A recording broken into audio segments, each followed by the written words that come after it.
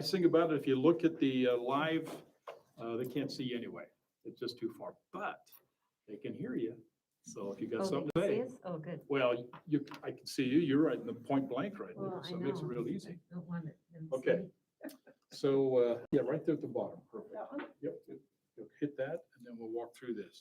I want to recognize and welcome everybody to join us. Thanks for coming tonight. I know it's a Wednesday night, it's not always a night, but Matt and I have talked this over for at least the last few years. And we felt it was important that we jump into this conversation before we get into the budget, which is coming quickly. So this is a perfect time to do that. So again, welcome. Let me just recognize that we have Councilmember Burrell, Councilmember Hall, Councilmember Saxton, Councilmember Wilson, Councilmember Jackson. We also have the city manager represented here, the fire chiefs. We have the police representative, the city attorney, public works, administration, parks and recreation, and our city recorder. Did I miss anybody? I want to make sure for the record. Okay. With that, we are still going electronic, so if you'll bear with me, I'd like to read this statement. I, Mayor Robert Dando, in accordance with Utah Codes Section 52-3-2074, have determined that conducting a meeting in the Roy City Council chambers presents a substantial risk to the health and safety of those who would be present at a city council in the city council chambers. The basis of this determination is that due to the infectious nature and potentially dangerous health effects of contracting the COVID-19 virus, there's not sufficient space in the council chamber to provide appropriate safe physical distancing for the safety of individuals who attend. Accordingly, on this date, which is April 28th, 2021 at 5:30, okay, this meeting will be held electronically without an anchor location. With that, we have people who are either going to be online or they're going to be watching YouTube. And so we'll have the public part of that. So again, welcome. We appreciate you being here. The topic of today's conversation is to talk about a 5-year strategic strategy plan. Now, let me just ask this question. Do you have notepads, anything you need before we get started? Oh, yes. Would you get that to her? If you do, I believe, Chief, you might have a couple extra if you need it. There's also some in the back corner. And there's some in the back quarter. Did Just get one if of you these, want to Brian? if you want to keep notes or whatever, please make sure that you have something you can write on, okay? Okay, this is going to be kind of an abridged approach to strategic planning model, but we don't, typically these kind of projects would run at least 3 or 4 consecutive days. We did one about 5 years ago, and as mentioned, there were 4 of us in this room that actually attended that one in Salt Lake. Great session, but those were all-day sessions, and we did it on 2 different occasions. So these can be timely. We're going to focus this conversation, but here's the premise of the conversation. Please, before we get started, everybody in this room has an opinion. Everybody in this room has a voice. This is not a city council where the only city council has input. It has to be all of us. This is the senior leadership of Roy City government. And so your voice is important. Your ideas are important. What Matt and I are going to do is we're going to tag team this conversation, but we're going to ask you to simply give us your ideas. We can't basically make a big difference if we're not basically going up and having a good conversation, a good dialogue about what we need to do and how we need to do it. So your voice is absolutely critical if we're going to find success from this discussion. Are we okay with all that? Okay. Typically, unless you're called upon in city council meetings, you don't say anything. Take that nonsense out of this meeting, okay? We need to hear you. So feel comfortable about it. And even if the conversation or the subject or topic might be a little controversial, we don't care. Great ideas surface when you have a good dialogue. So put them on the table. Let us capture them, and then we'll decide what we're going to do with them. Fair enough? Okay. So you were all given or should have access to this presentation. Like I say, Matt and I are going to kind of tag team this discussion, but let me just walk through just briefly what we're going to talk about, and then we'll begin this conversation. So if you would you go to the next chart? the thrust of this idea in terms of any kind of strategic planning model is to look at it from in terms of defining the mission, the vision. Now, I will tell you, there's lots of different people who will give you different strategies in terms of how to do strategic planning. One will put the vision on top, others will put the vision like I've got it. I'm just indicating to you the diversity of Royce City warrants, in my opinion, to establish the mission. And what that is why do we exist? If you think of a mission of why we exist, and that becomes the mission statement, that's what we're about. But visions, I promise you that there's different visions that can take place within this organization. It's simply because we have such diversity in terms of what we do. As a result of that, we've broke out the vision statements into 5 categories. I'm not going to go over those too deep, but just recognize how this process works. Our attempt tonight is to focus on setting up the goals, objectives, what we want to do. What do we want to do over the next 5 years? And then we're going to come back and we'll put some things together to put up action plans, and then we'll set up the measurement performance requirements.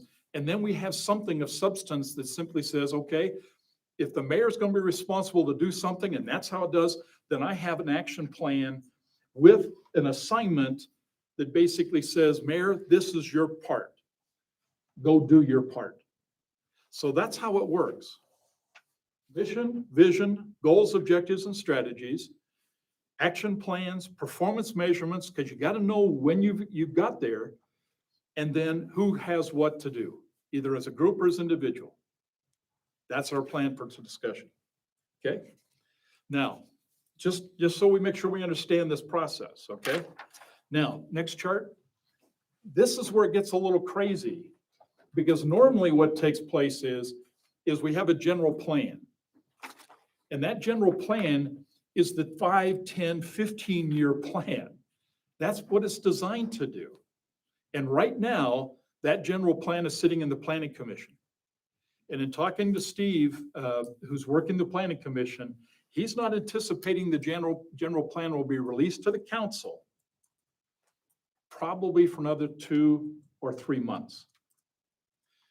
The challenge is, as you all know, and Camille can testify, June, we have to sign, you have to approve a budget.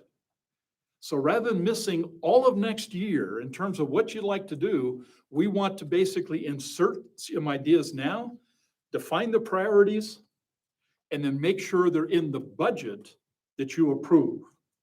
And the best way I can explain it is this way. And please don't misunderstand what I'm saying is, you may tell me as a city staff what you want to do, what you would like to do. But the fact of the matter is, what we approve as a city council in the budget is your priorities. If you say, I've got to have more police cars, they better be in the budget.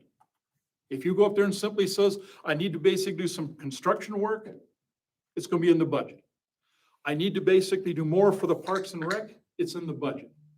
And if it's in the budget, once that budget is approved, that is your marching orders. That's what the city goes and does. It's not hypothetical. It's not kind of like to have. It is what you've been authorized to make happen. And so there is not, in my opinion, a more important document, a more important duty in terms of the city council than the approval of that budget. Because that gives the city not only the funding direction, but the priority of what you want done. Everything else is kind of nice to know, kind of like to have. It's the budget that decides what the city will do.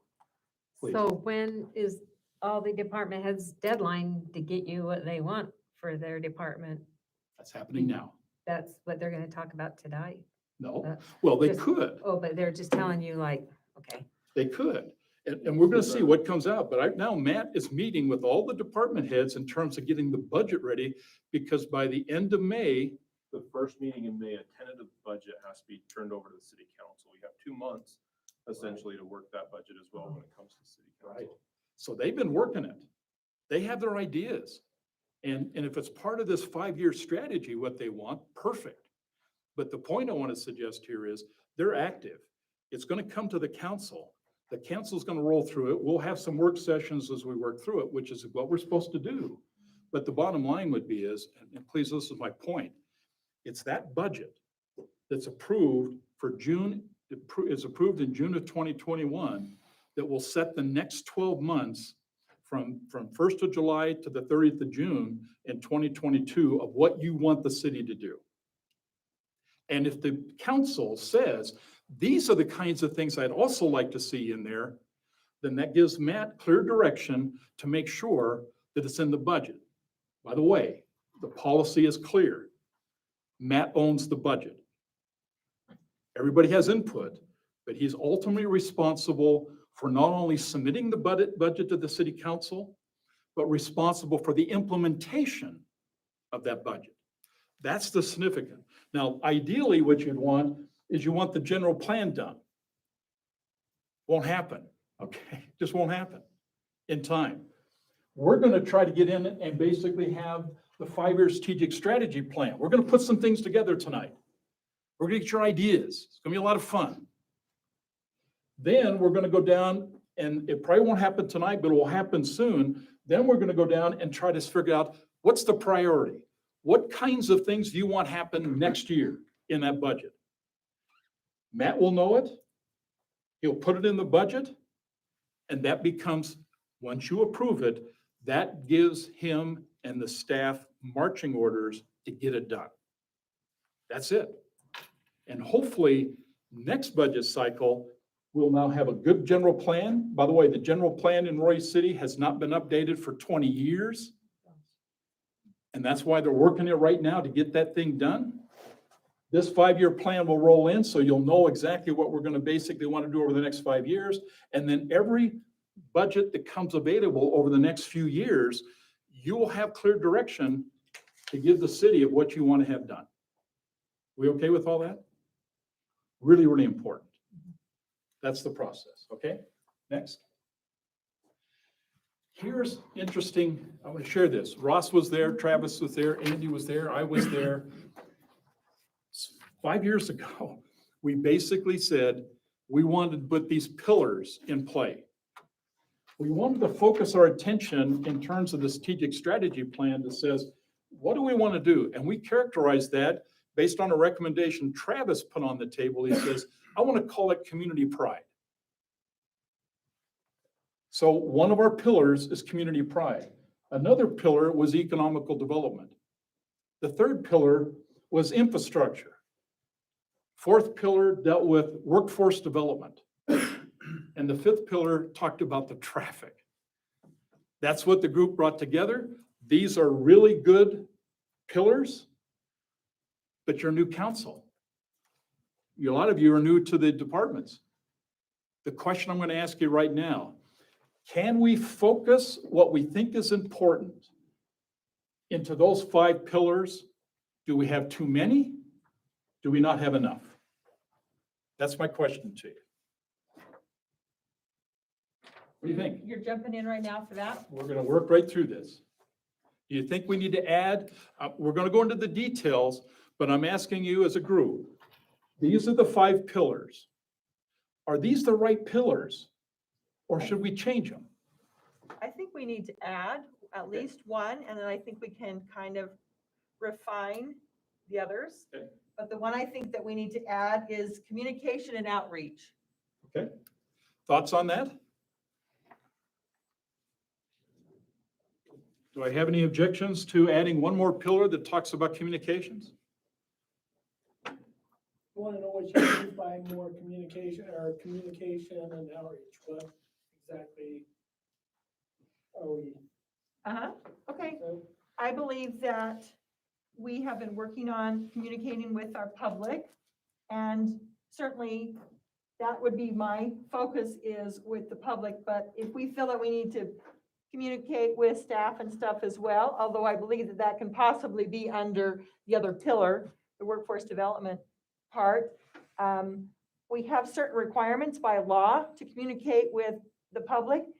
but I think they're very bare minimum, and I think that we can continue working forward and focusing on improving communication. You know, Anne the other day mentioned we could even take flyers out for certain things. I mean, that's a great thing to do. I think that there are ways that we can engage the citizens and work that as a priority, I think is very important. Yeah, and Ross, Travis, Andy, you remember when we had back in 2016, some of the things that come out of that conversation, and I kept a lot of the notes, we talked about we needed to improve our website. And we did. We said a lot of people campaigned when they were going through, simply says, we need to have much more outreach in terms of that. One of the things that took place in the last 5 years, Morgan can testify to it, is that we established the magazine. Perfect. One of the things that was also talked about, establishing a very solid Facebook page. And by the way, most of you all have your own Facebook page, and the city has one. All of these are efforts are basically to try to find a way to better communicate. I think what Councilmember Wilson is bringing to the table is we can do more. So we can focus some of the conversation now to simply says, what are the kinds of things we'd like to do? What are the kind of projects or programs we'd like to do over the next 5 years to enhance our communication opportunities? We okay with establishing one more pillar? What about housing? Yeah, I have a was question on thinking- that because that's driven by the legislature. I wrote that. Do we have things that are driven by the legislature that we're not addressing within our 5 pillars? And I thought I wrote affordable housing, but Yeah. that might come under traffic. It might, I mean, it might be part of traffic. It might be part of infrastructure. It might be part of economic development. It might be part of community pride. You know, I don't know. So maybe it's all encompassed as part of that. I Well, it don't can be. know. We can actually just set it into one of these pillars, and that's where we focus on it. But to your point, it may have more to do about the infrastructure. Because you could Because put what we're talking infrastructure in about- housing. You could just put infrastructure in housing. Could do that, Yeah. yes. So, but I'm just asking, so we're okay with the communications and outreach. Do we want to enhance then infrastructure, maybe talk about a little about affordable housing or housing issues? Because we're seeing a lot of that now. So my question on the communication and what was your other word, Diane? Outreach. Communication and outreach. Does that fit under community pride? It did originally, So is it because when part of Travis that? brought that up, we basically grouped a whole lot of stuff, and I have a listing here of what we talked about during that. But we felt the community pride was because we felt that if we can enhance our parks, if we can do a couple of things to make it so people enjoy being here, then what took place from that would be is that it helped to get the message out. It helps we're listening to them. But I will tell you, what come also out of that was surveys that we did that told us what the people felt and what they needed. So I think So you the could put question anywhere. is maybe that's a sub pillar rather than can a be. pillar on its own. Hence the Is question. my question. So, thoughts? Before we jump into the other one, comment. I mean, I think there's 2 things that probably this whole thing hinges on, and I think we've got them covered, but I've always said that there are 2 main things in city government. And the 2, without one, you don't have the other. You have citizens and you have employees, staff. If we don't have citizens, we don't have a city, we don't need staff. But we have citizens that we're required to supply different levels of services to. So we have to have staff. And workforce development's on there, and you know, maybe citizens come under community pride. They could come under any one of those. I just think, me personally, I think those are 2 things that we have to make sure that we're balancing, that one without the other doesn't exist. So If we don't have citizens, there's really no need to have a government. So do you see that as a mission statement change? Or do you see that as structuring those pillars into 2 pillars and then have sub-indentures? What are you thinking? This is what I feel about the mission statement. I think it should say to provide a safe community where people want to live, shop, work, learn, and play. I don't think you need the through innovation, respect, and teamwork. I just think, because that's the statement, and then all these other things, I don't know, I just think the statement just needs to say that, to provide a safe community where people want to live, shop, work, learn, and play. I don't think it, and safe is the most important thing in our community, that's why people want to live in Roy, because it's a safe community. I don't think it needs that other, that's just my I think opinion. going back to though what Jill said, the teamwork is pretty critical. I mean. Right, but that is in all of our other community pride, economic development, and all of our vision statements. The vision statements. Okay, so let's see if we're gonna come back to the request to put another pillar here in just a second. Go ahead, Andy. Just to take off what Ann was saying on our mission statement, we're just saying a safe community. That's all we're providing. And it's more than just safety. We want to be a vibrant community. I think we ought to add a little more to that than just saying a safe community. Everybody agree with that as a mission statement? You okay with that? Then I here's like what, his word here's what we'll take vibrant. in action. And we'll come up with 2 or 3 versions of a new mission statement, get it out to you, and I'll need your comments. If you have other comments, send them to Matt and I, or send them to Morgan. And then we'll collect those and with some ideas, and we'll formulate 2 or 3 mission statements, get them back to every one of you, get your ideas, and we'll select one. Fair enough? Yep. Okay. And I just want to say that I do believe, as Dan mentioned, that the teamwork is an important part of it because that is, I think, critical to providing that statement. And, like you say, people talk about mission statements and vision statements and the crossover, but I think a mission statement is something more about now, whereas a vision statement is something in the future. And we definitely need teamwork now and in the future, but I agree with at least including that. Okay. I think In the some statement way. I made could sorry, Diane, you done? A bit. Mhm. I think the statement I made could probably be couched in the different pillars, just recognizing the fact, and teamwork probably develop it because we go hand in hand. We have to take care of the citizens, and in order to do that, we have to have employees. We have to take care of the employees. And I think that's a balancing act because of things we're seeing right now. I mean, there's the opportunity, there's so much going on in the workforce, not necessarily with our workforce, but wages are going up, other jobs are, the construction market's on fire. And so it's easy to lose employees to that. Part of the reason they work for the city is for, safety, security in jobs and that. So I just want to make sure we're balancing providing the services we need to the citizens, but taking care of those that are providing the services. Great. And how you can do that, in my opinion, and Matt and I talked about this, would be as department heads. If it's going to be under workforce development, is this issue about pay important enough that we had to put a project or plan together that talks and works that? Matt, you had a comment? Yeah, just to add what Councilmember Paul was saying, I look at the city operations as a business, and what business doesn't focus on employees? You can only be successful in business if you have a good workforce. We talk about one side of the general fund budget is 70-something% employees. That's our biggest, the human capital is our biggest expense. But we also need to prioritize that human capital because that's what's going to make us succeed. So somewhere in the conversation, and I'm hoping that you all weigh in on this because it's important to the dialogue, is department heads, how's it going? And if one of the things you basically says, it ain't going well, and the reason why it ain't going well is because I'm losing my people, then please, if you do nothing else tonight, tell us that. Because if we're going to basically touch in workforce development, and you believe the workforce development is going to be needing some attention to dealings with retention of our employees, then if you don't say it, how are we going to know that? Get it on the paper. Comment. I'm just letting you know I'm losing people. Got an 89% turnover rate going on. Here's my point. Just so I don't forget, I'll let you all know. So, And I won't let you forget that. What's your turnover, Ross? an 89% turnover rate in the last year. Okay. Mayor and Council, if you'd like me to expand on that, we looked at the employees that have separated over the past year. We looked at it about a month ago, and we looked for the past 18 months.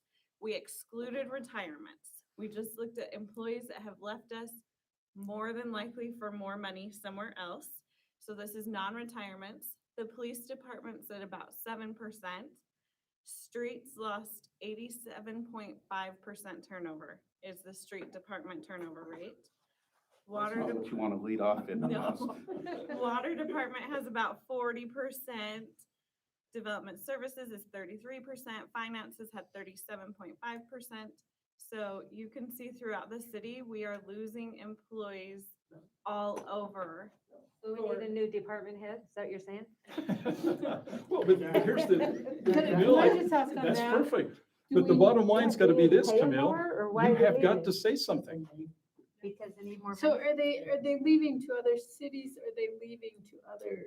To be honest with you, the last three guys I left, that just recently left in the last 2 weeks, went to Riverdale and Washington Terrace. Because they So pay if they're more. leaving to other cities, then that is a bigger concern to me than if they're leaving to an outside employment, because that says we're not staying. And they left because they Competitive. pay more, the other cities pay more. Like a lot more? About $2 an hour more. $2 more an hour? But here's the solution, Ann. Okay, so here's the idea. We're gonna talk these issues, and then we gotta come back with a plan that basically helps fix that. And the key would be is that's the reason why department heads, your voice in this conversation is critical, because if you're not talking about it, if it's not part of this plan, then we miss that. Let me repeat that. We miss that. It doesn't become part of the budget. And if it's not part of the budget, it doesn't go anywhere. So let's have that conversation. It's coming, but we need that kind of input. I just want to add one thing. I obviously piggyback on everything he says with full timers. But in my world, I'm bound by a lot of part timers as well. And that's an area that needs to be looked at in our world too. Well, here's the bottom line is the people in this room fix those problems. You can't expect other people outside this room to fix them. They just look somewhere else. So let's fix them. You had a comment, Brian? I do. To go back on the mission statement, I would think that we're going to achieve what we want, all of us, is through innovation, respect, and teamwork. I think the mission statement's fine. I think what we need to do is maybe redefine the pillars, but the mission statement is spot on, and it's probably because I had a lot to do with writing it. Okay, so here's the key. The key to the conversation then would be is, what I heard from the comment on the mission statement would be is, the center point was the word safety, as if in fact our only commitment was safety. I think the comment made by one of you was, it's broader than that. It's services, it's others. So maybe removing the word safety, so it isn't focused on just that piece of the work that we're doing, may make that statement a little bit better. But here's what we'll do. It just needs to move down. Yeah, we'll put something in there and we'll give you 2 or 3 choices and get your feedback on that, and then we'll change the mission statement. That's the tasking Matt and I have. We okay with that? Go ahead. I have a question from Travis. Is that right up for that? So when you're talking about we need to fix the part-timer thing, what are some of your ideas, or what are you thinking? What does fix mean to you? You know, frankly speaking, in most of my departments right now, we have not been able to fill our quota of employees. Is that economical? For the most part, when you're talking seasonal part-time positions. Recruiting? You know, I will say this, I feel like from a staff perspective, we worked very hard, harder than we've ever worked on the recruiting part of this. With announcements at every junior high and high school in the area we've actually went out in years past, they won't let us do it this year with COVID, and we'll set up a booth inside schools to try to recruit people. Some of it's financial, some of it's just trying to figure out how to, you know, each one's a little different. From parks is a little different than recs, a little different to aquatics and complex is a little different. And, you know, it's not just a money thing, you know, I wish it was, because then you could solve the problem by throwing money at it, but it's not just a money thing. We're at the aquatic center probably a year away from the current pace we're on, having to potentially change hours and say, we can't be open as long because we're not gonna have enough staff. You know, and we do have to figure that out. And like I say, I wish I thought it was just pure economical there, but I don't. Parks Department is a little bit more about money, to be brutally honest with you. You know, that's a labor type position, and somebody mentioned earlier, we're competing with the private sector and the construction world, and we're having a little bit of a hard time finding people that want to come out and help us mow lawns and fix irrigation and things like that right now. It's a huge challenge in my world. I just went to a restaurant the other day and they closed to in dining because they can't find the work Yeah. force to do it.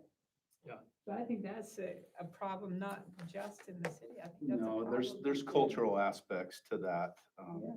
people wanting to work. Well, these are great comments. Okay, so last comment on this one. Are you okay? Those 6 pillar, communication outreach. Give me a raise of hands supporting it.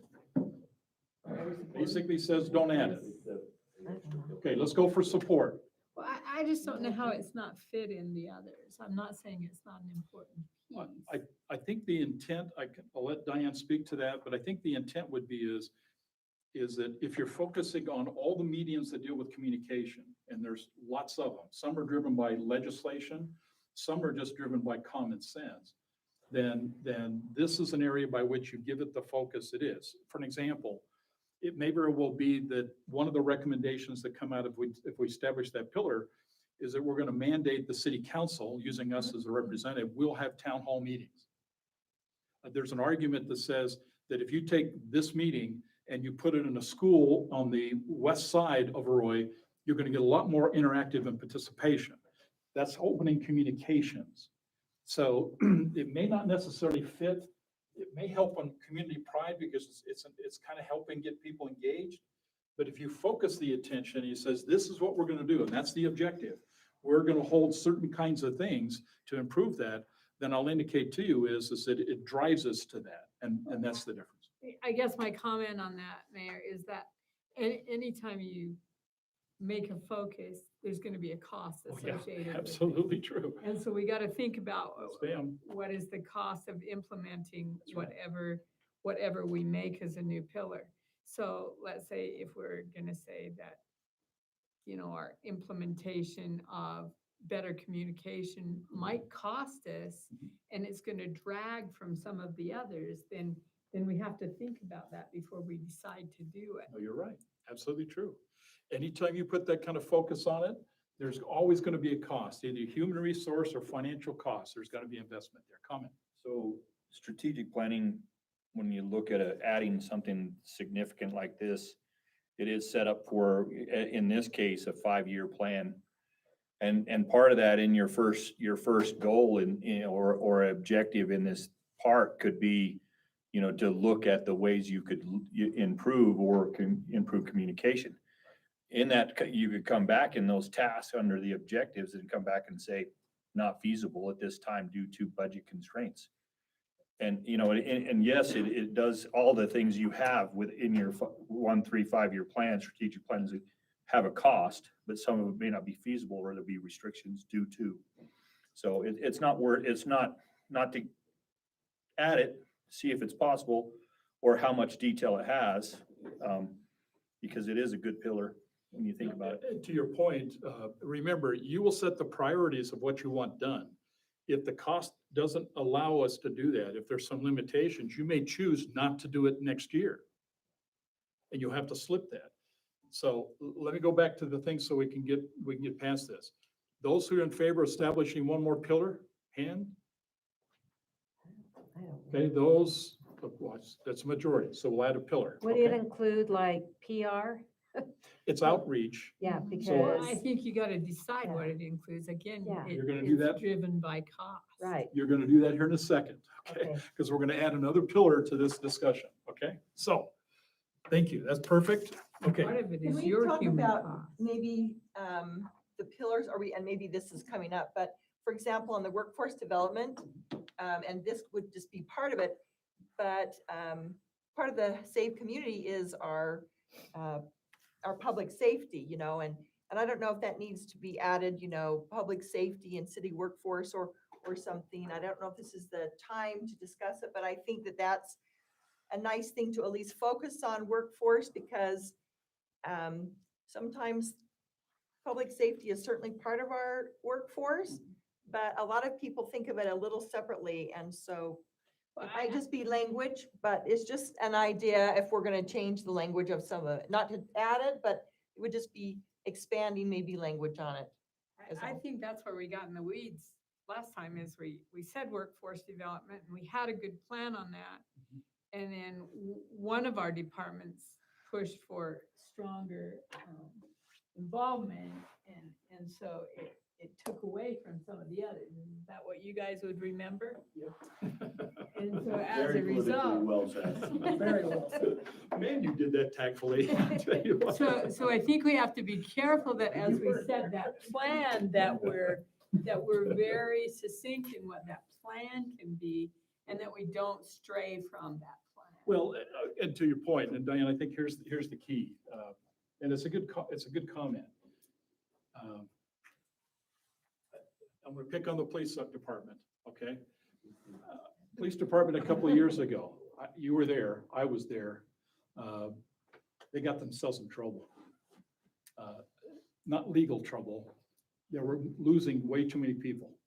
And to be honest with you, my impression after I heard the conversation from Chief Marino was more about we become a training ground, okay, for other municipalities and counties. They petitioned the city council, and within, I would say, probably 2 meetings, okay, the city council went up and said, we're gonna pay more to our police officers because we have to retain them. And we did that. I was there. The problem with that, and it wasn't a problem for police because they were in dire straits. The problem with that is we didn't do anything for Parks and Rec, administration, Public Works. I don't know, to be honest with you, Chief Golden, if in fact the fire department got into that, but I know the police officers because they were bleeding and they were bleeding hard. The council took some hits, and they took the hits because we singled them out, and we didn't consider all the others there in that. I remember Dave Tafoy and I were sitting in this room we were in the Hope Center. We were having kind of a one-on-one. And I told Dave in that meeting, he was a council member, I was a council member. And I said, Dave, it's dangerous when we have these dialogues, and we've had a few of them since then, that if we single out a single organization, the other departments people are going to feel like they're left out. And that creates a problem.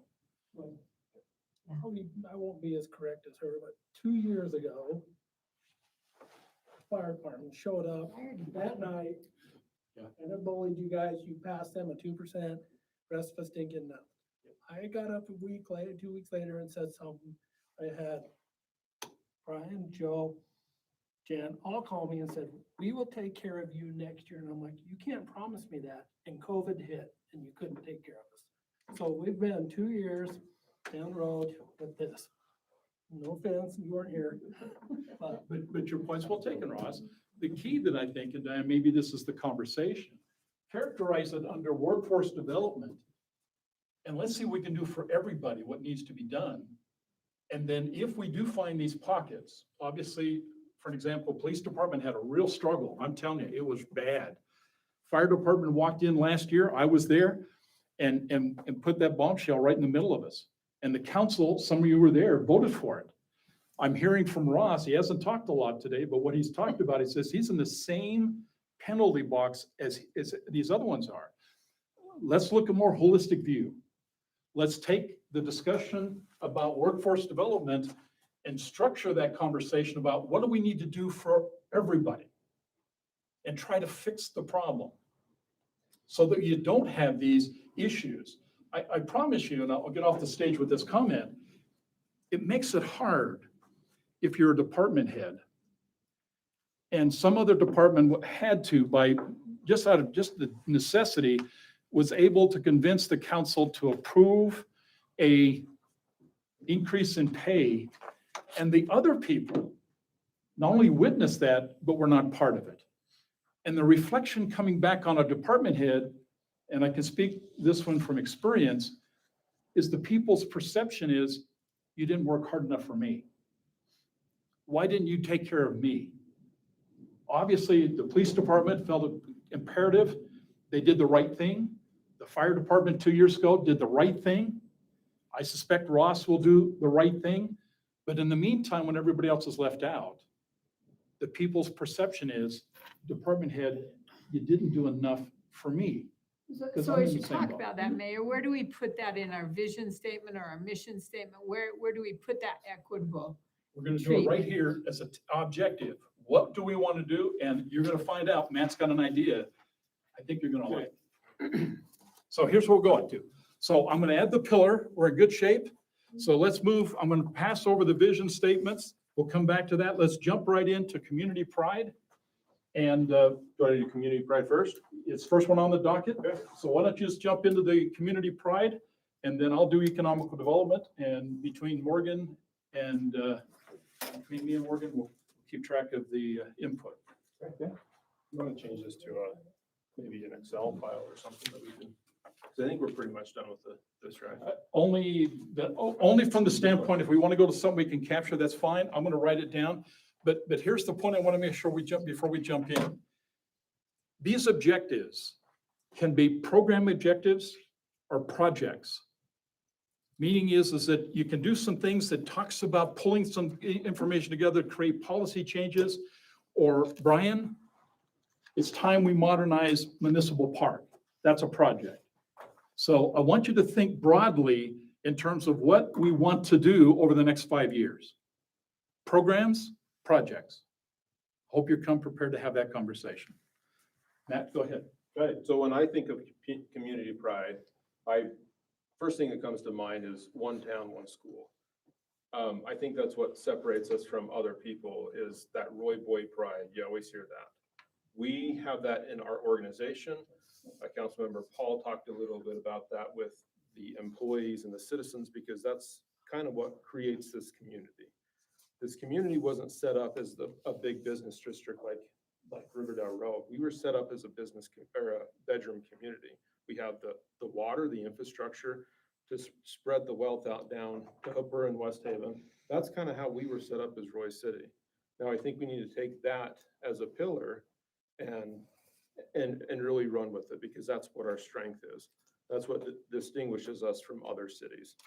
So when I think of the things that we've done for Roy City, is Roy Days, Easter egg hunt. We have all these different events that Travis's group does a very good job.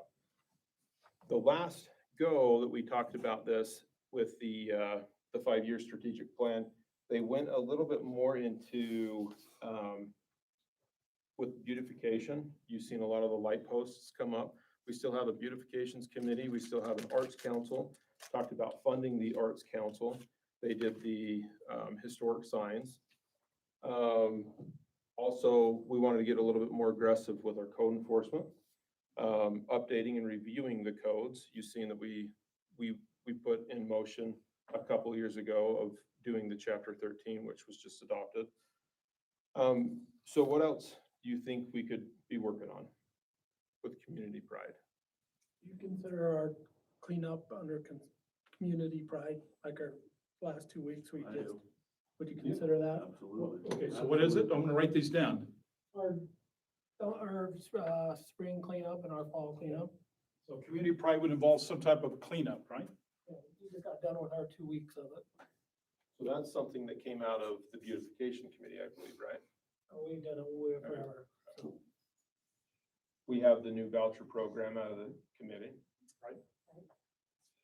I think working on some sort of volunteer projects would be very helpful, because some of the Roy Boy concept, I think, is drifting a little bit because of general changes in involvement of the students and of the people. And once people are involved a little more specifically or individually, then I think that pride can increase, and volunteer projects, I think, really help that.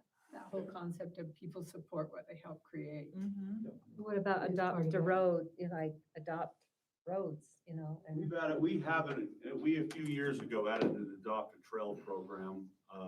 We put them in sections along our DNRG trail. I know it's different than roads, but we have had that, and we've had pretty good success with it, where groups Well, I have know done a years really good ago, job. remember that Mrs. Rochelle, years ago, and she used to clean up along 1900 by the airport. And she had a group of ladies, just many years ago, I went to school with her daughter. Yeah, you are going old I school know. on that one. Anyway, I could see her walking along there, and they just took care of all that strip right there. And I know my son told me, their church group once tried to adopt like the freeway entrance, but some other scout group had already done it. Cause I know those have looked bad. I know when we put our signs up, me and Mike Pusey cleaned up bags of trash just to be able to put a sign up. But I know you don't take care of those, but Well, when they organize the but like- youth groups, though, they do pretty good. I mean, they haven't this year, obviously, because they haven't Right. been able to. yeah. But some those organized events, I guess you would call them, Right. have done really well. I know the mayor has attended them. I know we've been there. They have as that one in the cleaned up fall. The trail, Right. or they worked on the His- harbors area, or they worked on the railroad area, or the airport road area.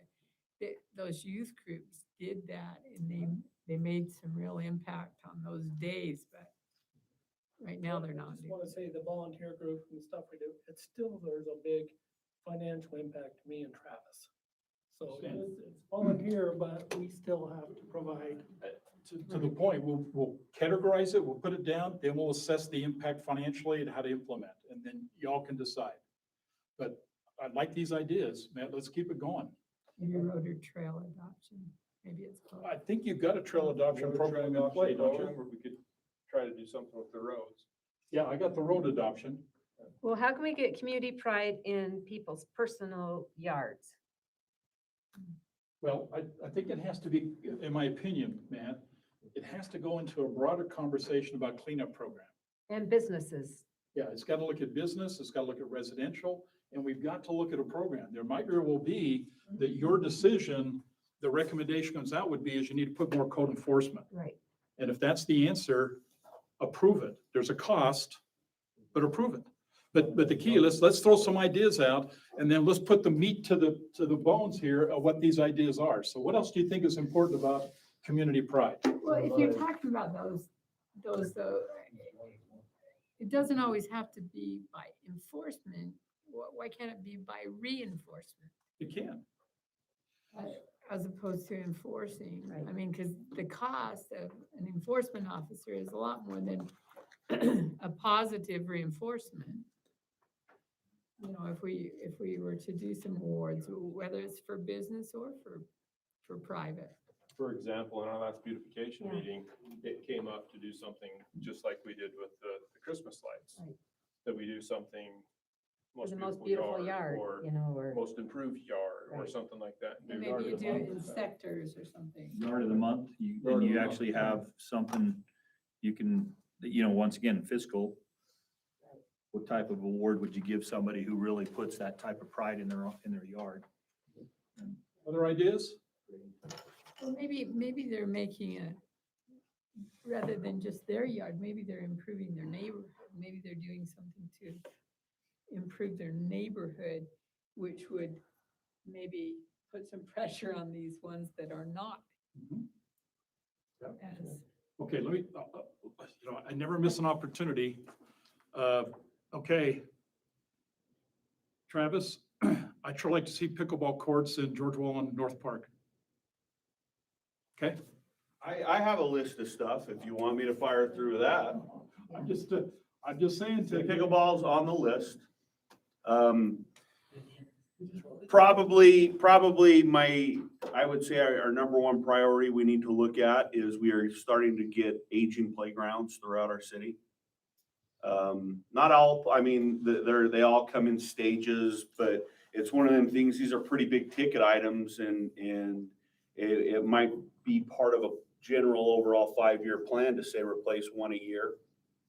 The pickleball courts have been very popular. We may want to look to add them in, add more at the current location as well as add potentially some in other locations.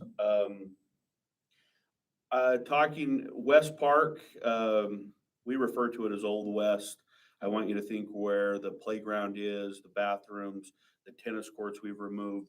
That's an area that we would really like to, as a department, spend a lot of time, and frankly speaking, money to remodel that area. So you're proposing remodeling of West Park? Yes, sir. Long overdue. And, you know, and this one's kind of up for debate. I actually met with a young man today at the skate park and had a discussion with him about some things and got us talking. I would like us to figure out another amenity to add in this town, you know, and I'll throw out a couple: bike tracks or bike parks or different things like that. We try to take great pride in our department, and I'm not saying a bike park, I'm saying that's up for this room to discuss of possible potential amenities, but we try to offer something for everybody, you know, walking trails and skate parks and ball fields, obviously. I mean, we want all members of the community to feel like they can come to our parks. Maybe not every park, but at least one park and do an activity. You know, and those are some of the things I think we would like to see in the Parks and Rec world. If you guys have suggestions on programming, we would love to hear them. But in the Parks and Rec world, those are things that I think need some areas of improvement in our town. We went and drove by bike parks and we were down in St. George just last week. And me and Matt Hunt, and there was awesome bike parks that I would love the city to have. Yeah, we're gonna get there. Okay, hold on. You consider the complex part of the community pride? I think it's so. old, It it is needs for- to be updated. I It is mean, for our aging community, for sure. let's don't put new stuff, let's fix what we Well, have. Travis, I don't know how much these cost, but every time I go to Brigham City or Spanish Fort to watch my granddaughter play softball, they have those covers that cover their bleachers. You don't have to sit in the sun. And I'm always like, oh, I wish Roy City had those. So is there any way to There are a lot- monetize yeah. those? I mean, We're gonna if- put them out there. These are just suggestions. Matt and I will work up the cost, figure out what this is gonna cost us. We'll bring all that back to you and we'll prioritize what we think we can afford and what we can't. Mayor, I guess what I'm not saying, maybe not saying it right, but like, we bring in a lot of tournaments. We bring in a lot of, whether it be pickleball or softball or whatever, but are we collecting enough on those tournaments to make those improvements that we're asking for? There's no question, Matt, you know And the we won't financials always better do than it anybody. exactly. Anytime you go up there and basically says, I want to put a whole bunch of lights down, 1,900, which we did. The cost of those lights were $10,000 each. Over 10,000, yeah. There's nothing problem with that. They look great. In fact, you can honestly see the difference when you drive in from West Haven or from up there, driving down 1900 and south and enter Roy. Same thing when you come in through Clearfield, through Sunset and enter Roy. You know where Roy begins and where it ends. But what has to be considered is the sustainment costs of operating that. And that's a factor. It's not just the maintenance of them, but it's the sustained electricity costs that go with it. So it's not just the $10,000 of buying the lamp post, it's the managing of that through what we call the life cycle. Well, I think that's what Ross is And saying. that's what he's saying. So I agree that we have to flush all that out. But what I'd like to do, if we can, Matt and I just like to capture ideas and say, what do you think? Because I'm saying to you, if we could put a pickleball courts and you put enough of them, you'll bring the tournaments in. And if one of the requirements, Jen, and you bring a great idea would be is, if you're going to make this investment, can you get a return on investment from it? Can you create a tournament by which, by bringing people in, you can actually perpetuate maybe the local businesses, or you can do some things as a result? I will tell you right now, whether you agree with me or not, Ogden Airport, and we've looked at the numbers, Ogden Airport actually, by its own presence and what it does, facilitates an economical impact to the broader community. millions of dollars impact. And you think, wait a minute, it's just an airport. But its presence and its abilities to be there and where it's at, although it creates some hazards, does have an economical benefit to the broader community. You're asking the question, what is that? What if you look for sponsors for some of these? What, I mean, Could do that. if we're saying it brings in economic development, what if we look at our economic community and ask for some sponsors? Some sponsorship to some of our projects. Jan, if you're willing to go up there and basically allow as a council to put some person or business name on the ball field, for a better word, placard, maybe The where they, bike park, then I'm Yeah. okay with that too. I've said a long time before, I says, I don't care who puts their name on the complex. If I can get a business to come in and says, I want this to be the complex and have their business name on it, no different than they do for the Delta Center or whatever it is. The high schools do it all the time. Yeah, who cares? It's perfect. Do we have a place where we could put a bike park? Yeah, and like I Like said, when I International said Park? bike park, it was. No, it was when we just saw a that bike potential park in amenity. St. George, You know, yeah, there's places within the community we could We got adjust parks all and over the place. restructure and. Yeah. Well, the other, Part of them is. the That other bike thing park I was- look But I will at, tell you this, it was I will awesome, tell you the bike this. park. It was- that came out of a strategic planning meeting 5 years ago was a conversation. We were there, gentlemen. And the conversation says, Roy City owns some property by 6,000. Wouldn't it be nice if in fact we go up there and make a parking lot so people who want to get on that trail can park there, a restroom by which they can do a pit stop. And then Travis says, if we do that, a bike repair stand. All of that happened. And by the way, all that happened because a grant was submitted and we got funding from Weber County to do just that. And today it exists. It came out of strategic strategy plan. Tell me, Travis, could we not do that on the north end of Roy as well? Up by 4,000? Yeah, but what if we were able to get a business to say, we'll support that in an ongoing fashion, Yeah. that bike repair stand, because our name is on it. We'll Right. support it, we'll pay for it yearly. Why not we ask, Right, Jan? right. There's no reason why we can't ask. And- So I'm just Because asking, we I'm look at a asking right grant. now, I'm gonna put on this list, I'd like to see a parking lot, restroom and bike station on 4,000 South. Roy City owns 8 acres there. Sure seems to me we can carve out a little piece of that to do something on 4,000. Right. Exactly what we did on 6,000. Mhm. Okay, other ideas? When I think of community pride, I think of every office that Roy City runs should be very well groomed. I don't know how to say it. I don't know. I just look at that. I just look at, plants and trees and I don't know who. Talking about the people. Yeah, I don't know who takes care of all that. Just like the post office, years ago, I know the guy that runs it. I said, do you ever pull weeds or mow your lawn here? This is a federal building that everybody uses. And so he talked to the janitor guy and within 2 weeks, it looked really nice. He goes, he just didn't ever get around to it. But it looks like there are dead trees out there. I just think that, I don't know, when I go into a restaurant or go somewhere, I look at how it's well taken care of and the building and the cleanliness of it and how the outside of it looks like. And I just think that's important for our city. Is there one you're specifically talking about? Oh, Yeah.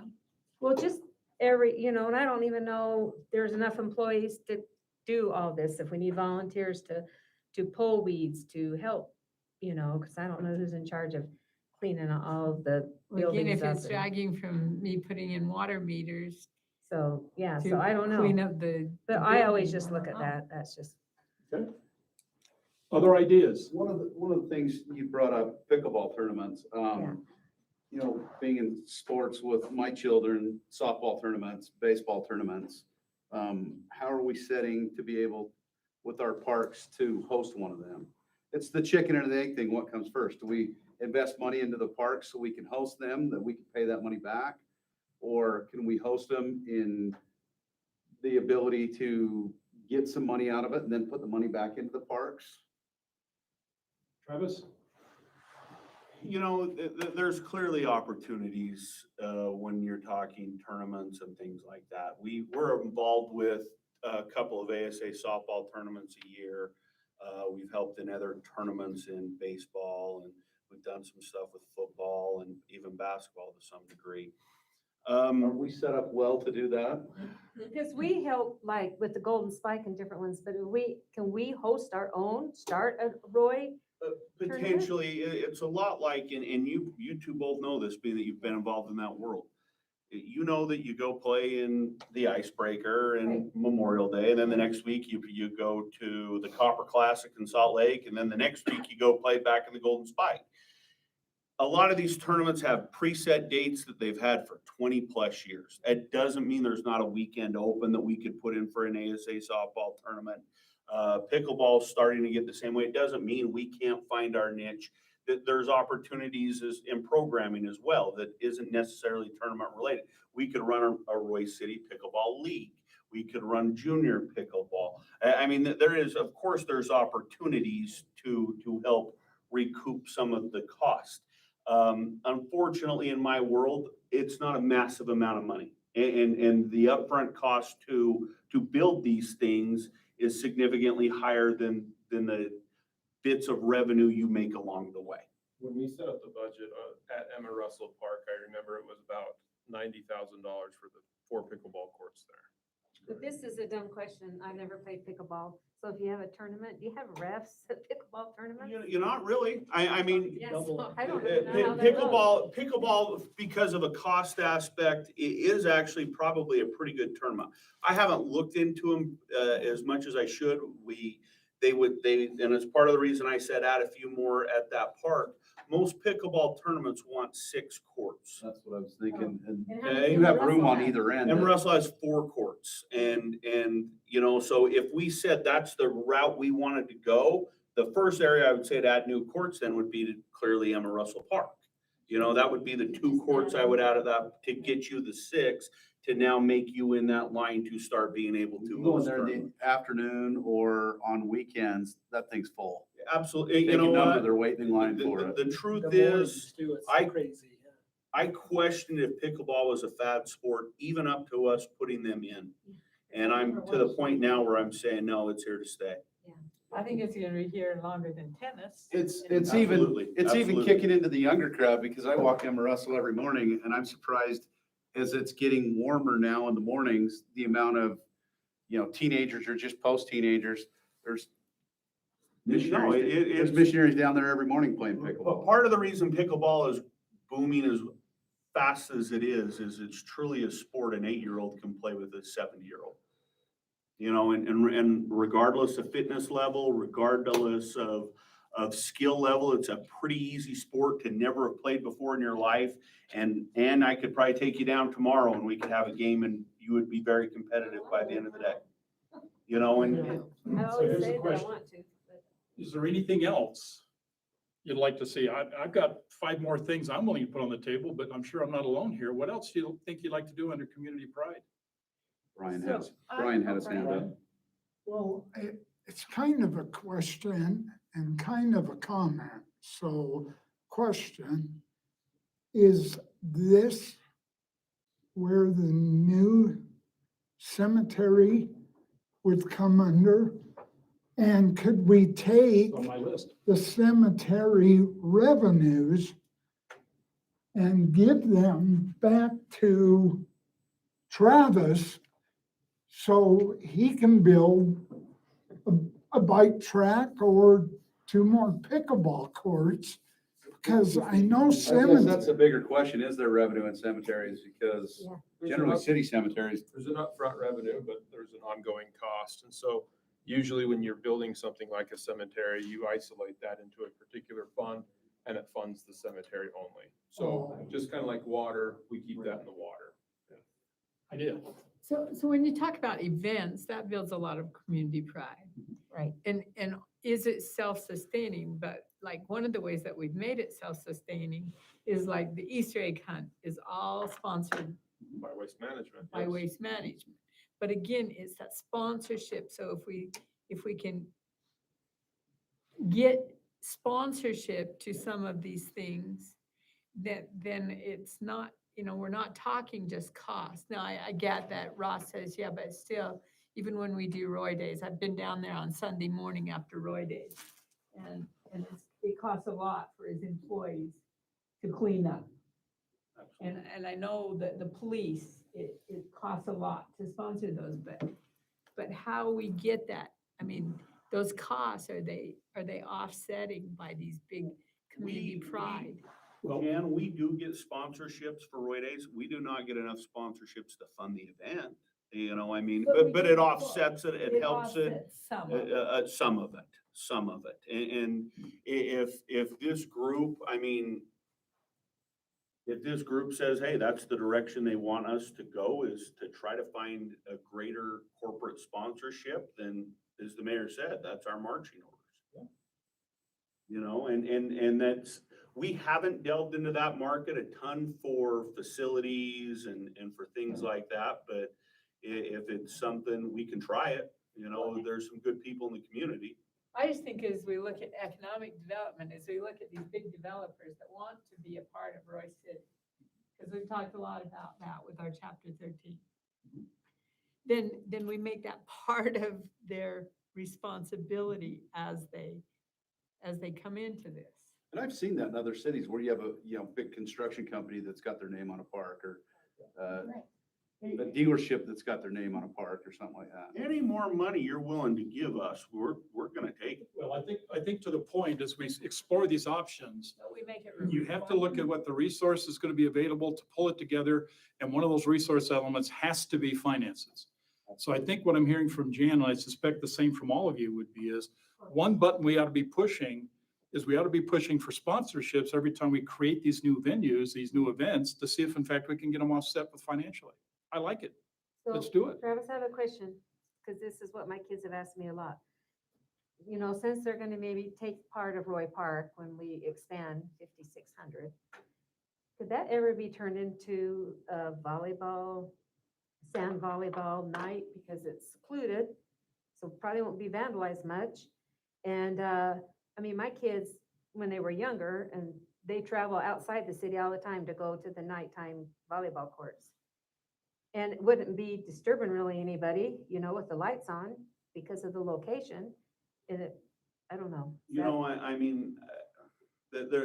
There are amenities we could add there, and that's when I brought up the bike park and I said, are any amenities we can think about? That might be one that we look to employ. I'd hate to give up a lit ball field, to be brutally honest with you, but it doesn't mean we can't create a different type of ball field, maybe one not as big, fence line, and use some of that additional green space to put in a playground or a sand volleyball court. Yeah, we'll have the ability to potentially play with those kind of things, absolutely.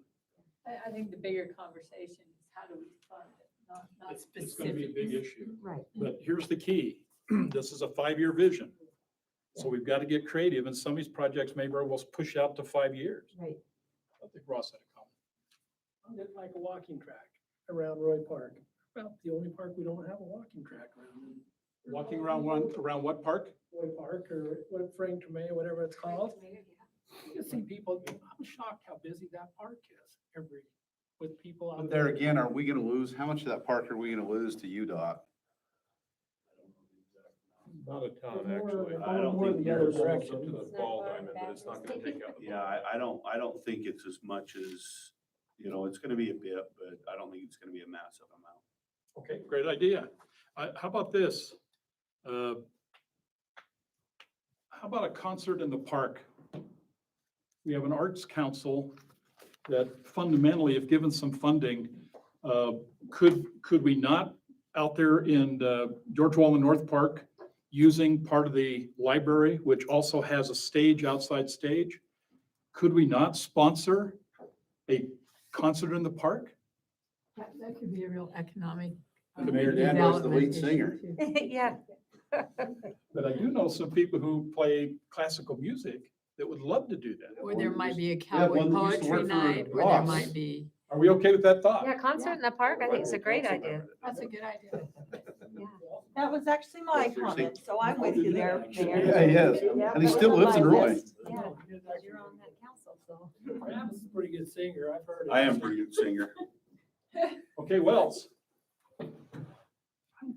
Did you only have movie night on Roy Days, or could there be We like? have No, three 3 years ago, we had Oh. 3 different ones. We have 3 different movie nights a year. And to piggyback on the mayor, it came from this kind of meeting, but, we offer 3 movie nights a year, typically 1 in June and 1 in July and 1 in August. And where are they held, at Roy West? We've held them at Roy West, we've held them at Emma Russell, we've held them at, George Wallen Park. In the swimming pool. We haven't done one there yet, but, Where? In the swimming pool. Some people do that. Good place. but yeah, we do offer 3 movie nights a year. Any other ideas? Something we could do in conjunction with movie night, Matt and I were actually talking about this the other day, is have some different donations that you could do. Have the movie night be free, but allow people to donate on those evenings for whatever it may be. Maybe it's to upgrade the complex, or maybe it's to help offset water bills during the holidays, or different things like that. So you could also do a donation based. Yeah, food truck night. I was just gonna say, do you have food trucks at those We movie bring nights? in food trucks, we've tried to really work with food trucks. We bring them in for, obviously the boutique, we bring them in, we work with them at Roy Days. We, Christmas lighting we- ceremony? different things. We've brought them in for that. Historically, we've done it at the Easter egg hunt as well, where we brought in a couple of food trucks. This year, we didn't know with COVID and, if we wanted people congregating in that area. But yeah, we try, my staff and Jody's as good as this as anyone I've ever been around. She knows how to create an event, and she knows how to get people there, and she knows how to get a word of mouth and a buzz, and food trucks are all part of that. Absolutely. Lizzie's doing pretty good. at that. Lizzie's awesome too. I'm very blessed. I mean, and parks guys, aquatics guys, I'm very blessed.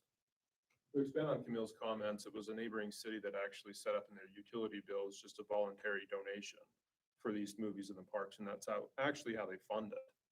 So they'll just take those donations, they just sign up $3, $5 a month, and then it just gets automatically billed to them until they Oh, discount not it like off. handing over money that Yeah, night? so it's not like Oh, okay. handling at the movies, it's, through the utility You can accounts. handle it at the movies too. Yeah, we can do that too. If we're gonna I take like that. teamwork One out of for the you, mission one for me, statement. one for you, one for me.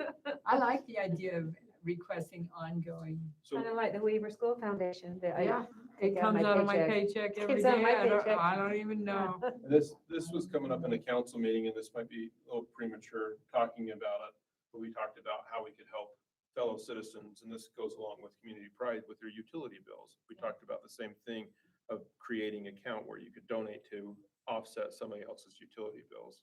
Perfect So we could work that angle too. Yeah. On some of these events, you could talk to either the food truck people or the people that are making money there, asking them to donate a percentage of what they make to, whatever we decide, whether it's the utility or whether it's to help with that, park or Movie night with, or- help offset some of the costs. Perfect. This is like on your, isn't it your your power bill or something, where you can mark it all the time to give extra money to help people? I think And you could maybe have that on our water bill. Okay. 1, 2, 3, gone. Okay, now we're gonna jump into economical development. Okay, My 2 favorite words. You're right, you're right. we're gonna, let's just do this same way. We'll just between team and this thing, so we can get these conversations. Economical development. So let's explore economical development ideas. Programs or projects? Mayor, I think first and foremost, we're about 70% done with the economic strategic plan. I think that's probably the most viable part of this conversation here with the economic climate, because it goes in a lot more detail. That's perfect. So economic development, one of the things we want to see over the next 5 years is an economic development strategic plan. Oh, And that's a citywide, so it's not just a locus area. We're looking at the entire city. Okay, other ideas? retention of businesses that are going to be affected and moved by the roads, UDOT. and- Yep. We have a business development, redevelopment, and retention program. Okay? I know they've asked for some funding, right? No, just that little, what do they call it, the BPA or B? Yeah, that's what it is. I know what. yes. There you go. Other ideas? Well, I want a hotel, but is that included in that? It's on my list. Yeah. How about a hotel? We've got 5 years to put it in motion. Yeah, Movie theater. Brian says it's got to be a movie theater cemetery, on the other list, but. yeah, I know, but Maybe, have you been to a movie theater lately? I've been several times. Okay, what I else? haven't been to one since COVID kicked It- off. It's hard, they're not gonna make money. Yeah. Not right now. They're Not about a right year now, out. it's gotta come back a long ways before we get a movie theater, but Okay. I never have a problem making recommendations. We need an economical development director. right. Yes. Things are happening. We're setting everything in motion. Council, we've got to fire. I'm talking about cities that are half our size have got 2 economic development directors. And we don't have any. So how much does that run, Mayor? And how would we measure the success or that kind of stuff? Put all that together, because obviously we've had one many, many years ago. We have a PD already defined, but we can assess, what do we expect to get out of it? What do we want out of this? But here's the secret, and something you need to be thinking about. Here's what's coming at you, okay? At us. We got chapter 13 downtown done. We got a train station in work. UDOT, if you read the documents I said to you, UDOT is talking and made a proposal to the Utah Transportation Commission. They will start the widening of 5600 in 2023. And that means both the interchange and the 5600 corridor, about $238 million.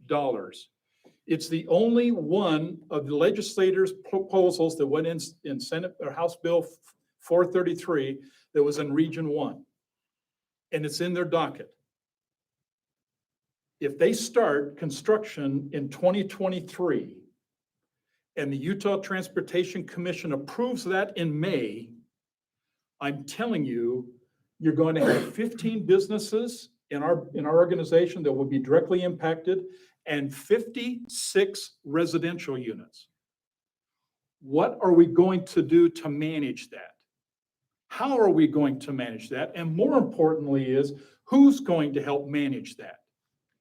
And before Brian opens his hand and says, I'm going to again, the fact of the matter is, those of us who are relatively part-time in this process do not have the resources to manage that effectively. No, because what we need to be doing is when we get a bird dog or a lead or something like that, we ought to be giving that to the economic development director Exactly. and letting them work it, because there's multiple facets to it. Who's the landowner? Who's the developer? What's the business? What are you gonna need? It gets hard for us to articulate all that. Comment. Can I just make an idea, and it's an out there idea, but I've talked to a lot of foundations that do it somewhat like this, in that they start them at a certain wage, and every year their wage goes down, but they get a percentage of what they bring in, Interesting. as opposed to putting them in with a retainer that's a high price retainer, and whether they make an impact or not. That's incentive. It is, Interesting strategy. right, yeah, It's, yeah, that's. I've a never great heard of that before, incentive. Jim. That's a good discussion. So Yeah. there's a way to do that. Okay. The other thing that I would want to say, that maybe it's with economic development, maybe it's with community pride, I don't know. But we have an untapped resource in our Weber State kids Mhm. that need internships. They desperately need internships. And we could be bringing in some of their expertise. They're trained. That's what their education is, and they're motivated. Great point. I like that. So if you had a director, is he paid out of the general fund or is he paid out of the RDA? Last time we had one, it was 70% out of RDA and 30 out of general. And it's, to answer Diane's question, it was about 150,000. Whew, and that's every year. Salary and benefit. Yeah, but what if we did it at, the first year at 150 and the second year at 100? Usually the salary is Percentage, 80, they and might then get the rest is way benefit. more than 150.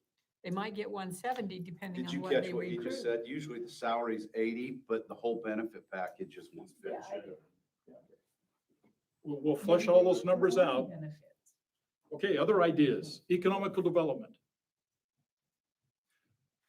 Okay, if you don't mind, I think we need to modernize again our website.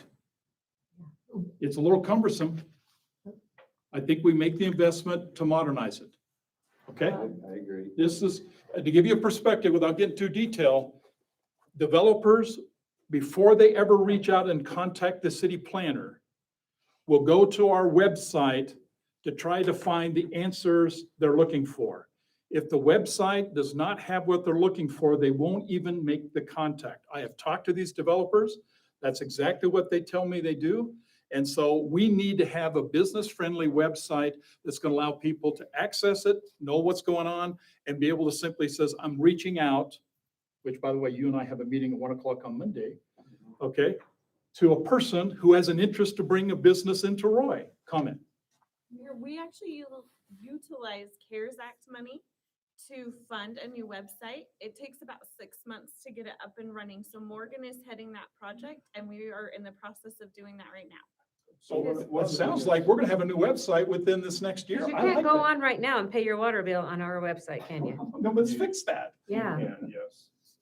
One of the biggest things with the website is the platform you're on, that it's just limited. So we're changing platforms and it's going to be a working process that we have to build up to, but the platform's the main website that we can. That's perfect. I like that. Other ideas?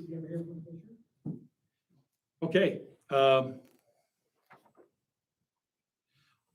And I won't know what the strategic strategy plan is going to talk about, but we need to do better to establish our Roy City brand and a marketing package.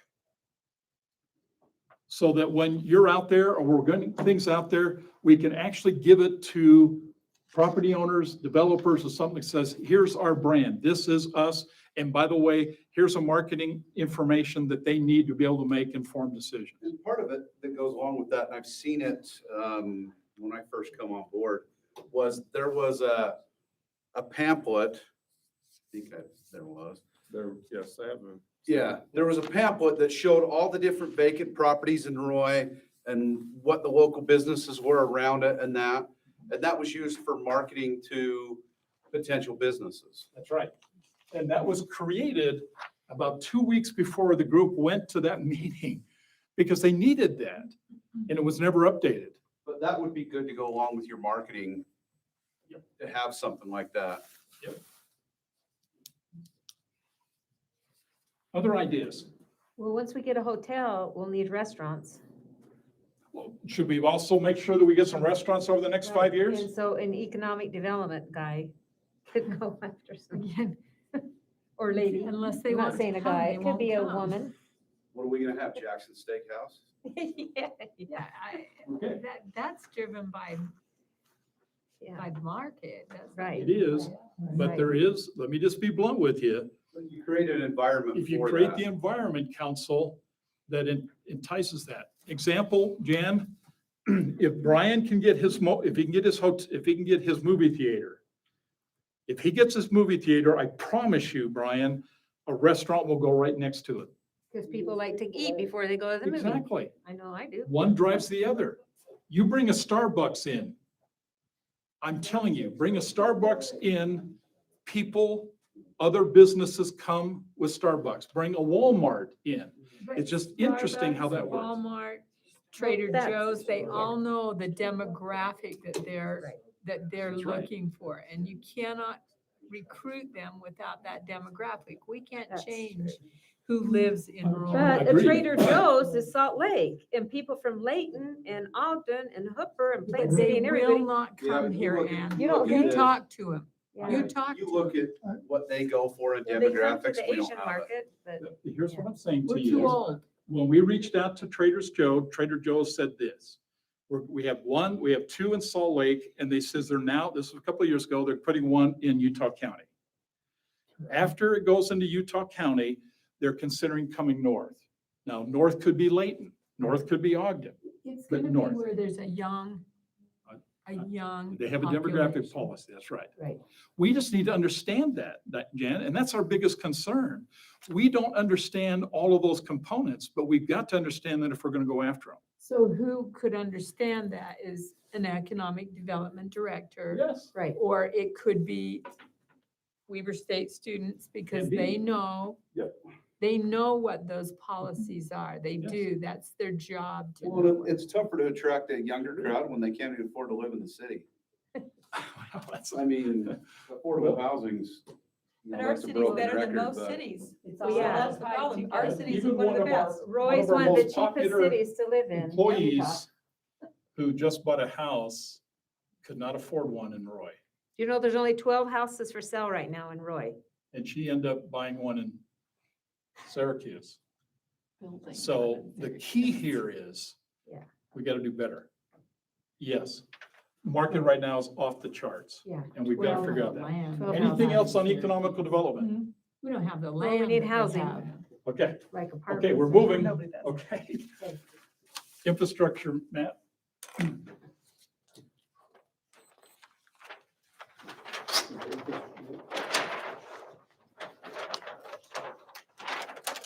All right, so infrastructure, some of the big things with infrastructure is our water lines. In the past, we've talked about implementing a 3-year step program for utility bill increases. Our water lines underneath us are probably the most expensive infrastructure we have. We'd like to coordinate those with our city streets. Ross does a great job at that, but lacking money, the funds have dried up from the last bond that we had. So we're basically gonna be about $9 a month from 3 years ago. So we're planning on continuing that in this next budget cycle. And I think after that, we still need to reassess it. Every year, we get Weaver Basin Water. They come to us and it's usually $50,000 to $100,000 more just for our shares that we're paying for Weaver Basin. Today, we heard from the sewer district that we're going to receive a 10% increase this next year and a 10% in the subsequent year. So that's a 20% increase over the next two years. These types of increases are from other agencies, but we're experiencing the same thing. So Ross, to build his infrastructure underneath us, it's costing him more and more every day. So this is going to be an ongoing issue. Where I'm getting at is we addressed it a couple of years ago, but it's not a problem that's gonna go away. It's going to be more expensive. This wouldn't be popular, but I think our citizens need to just like they do with their groceries, their fuel, whatever, they need to expect an increase in cost every year. And if that just became part of what happens, and I get that people are on fixed incomes, I understand that as a retiree myself, I understand that 100%. But we've got to, we can't address it every 3 years with this leaping amount, because that's what upsets people. To me, it needs to be a gradual amount every year, and it needs to be set Well, we in our need to do a truth in strategic taxation almost yearly or every other year, just. plan. I think we should do it every year. Well, okay, so what Matt is talking about is how do we pay for it? I'd like to know what you want done. What do you want to do, Ross? What needs First to of be all, we done? gotta be prepared. If they're doing 56, like you said, we need to do that water line. And we got some stormwater issues in there, take care of them. If they're doing 35, 2028. we need to do that water line. So we need to do it when And it's, when, Harsh. yeah, when they're opening the when road, it's smart. Yeah. they got 1900 little section there they're doing next, probably this summer. We need to be prepared. And I can only tell you, Ross, what's happening, and I'm telling you what they're saying. Matt and I will have a meeting in May with the Region 1 after the Utah Transportation Commission makes a decision. But if they take the recommendations that were presented to them by UDOT, and I sent you all a copy of what those recommendations were, and they vote on that as a commission, then I'm saying to you, 5,600 will be funded if they approve the funding. And they will then start the land acquisition in 2022. And we have got to be ready, so when they tear up that road, that whatever we need to make the changes are as city resources, as well as North Davis Sewer District, that we're basically taking advantage of those infrastructural changes on that road at the same time. We do not want to tear that road up after they've laid down brand new road. So you got to factor that in. It's coming. And as it was stated, according to the list that we've seen, UDOT is planning 2028 for the 3,500 widening project. You've got a plan for those. Now, that's outside of the 5-year scope, but what's going to happen on 56 is in the 5-year scope. So we got a plan for it. It's on the list. We'll just have to take this on. Get ahead of that in the budget rather than always being addressing. the thought I had was, I got a whole subdivision over that part of town that's 4-inch water line, every bit of it. That does him no good when a house starts on fire, when he tries to Runs out of water. run out of water really quick. I watched him. So, I mean, we don't have just that, we have everywhere in the. Yeah, another issue we have too is we plan to do some of these 4-inch lines and some of the older lead lines and things. They're all taken care of now, but oftentimes when you look at the east side of the city, it's really sandy. You go down into the alkaline soil down past 3,500 west, and those lines, they're in there for 10 years and they start breaking. So some of the worst lines in the city are down toward that alkaline soil. So it's an ongoing issue that when you create that plan and you just really take it off of age, you always get those curveballs in there of lines that just continually to break, and that's when they go fix those. So when instead. they redo 5,600, they won't tear up our 300 yards or feet of, they're not gonna do anything that we just put down and replace. That's really on UDOT. Oftentimes, we talk into the sewer district in our meetings. Oftentimes, they look for us to replace it. The water lines and The stuff. water lines, yes. Well, the water lines in the way, they will replace it when they go in the, but if it's not, it's our, so. But Kevin, in the sewer district, he was saying that they've been coming to them and asking them for the money. Is that not? I believe that's correct. Right, Joe? Okay, The other thing to keep in mind, council just approved in our last budget opening an additional amount to buy water meters so that we can finish that program. You will see a decrease in the water meters for next year's budget that we'll propose.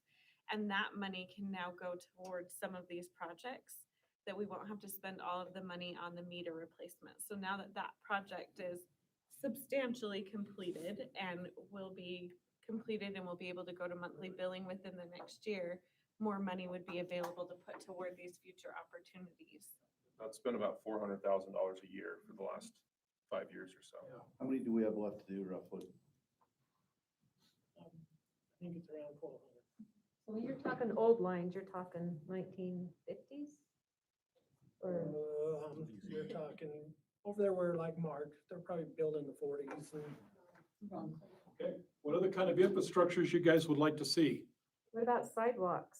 Do you still have Stark Brothers going around? Are they still our guy that goes around, replaces? We can't get cement. You what? We Can't get cement. Yeah, I know, that's really bad right now. Telling us probably about end of June, we'll start being able to get, we can get cement, but we get it like once a week now.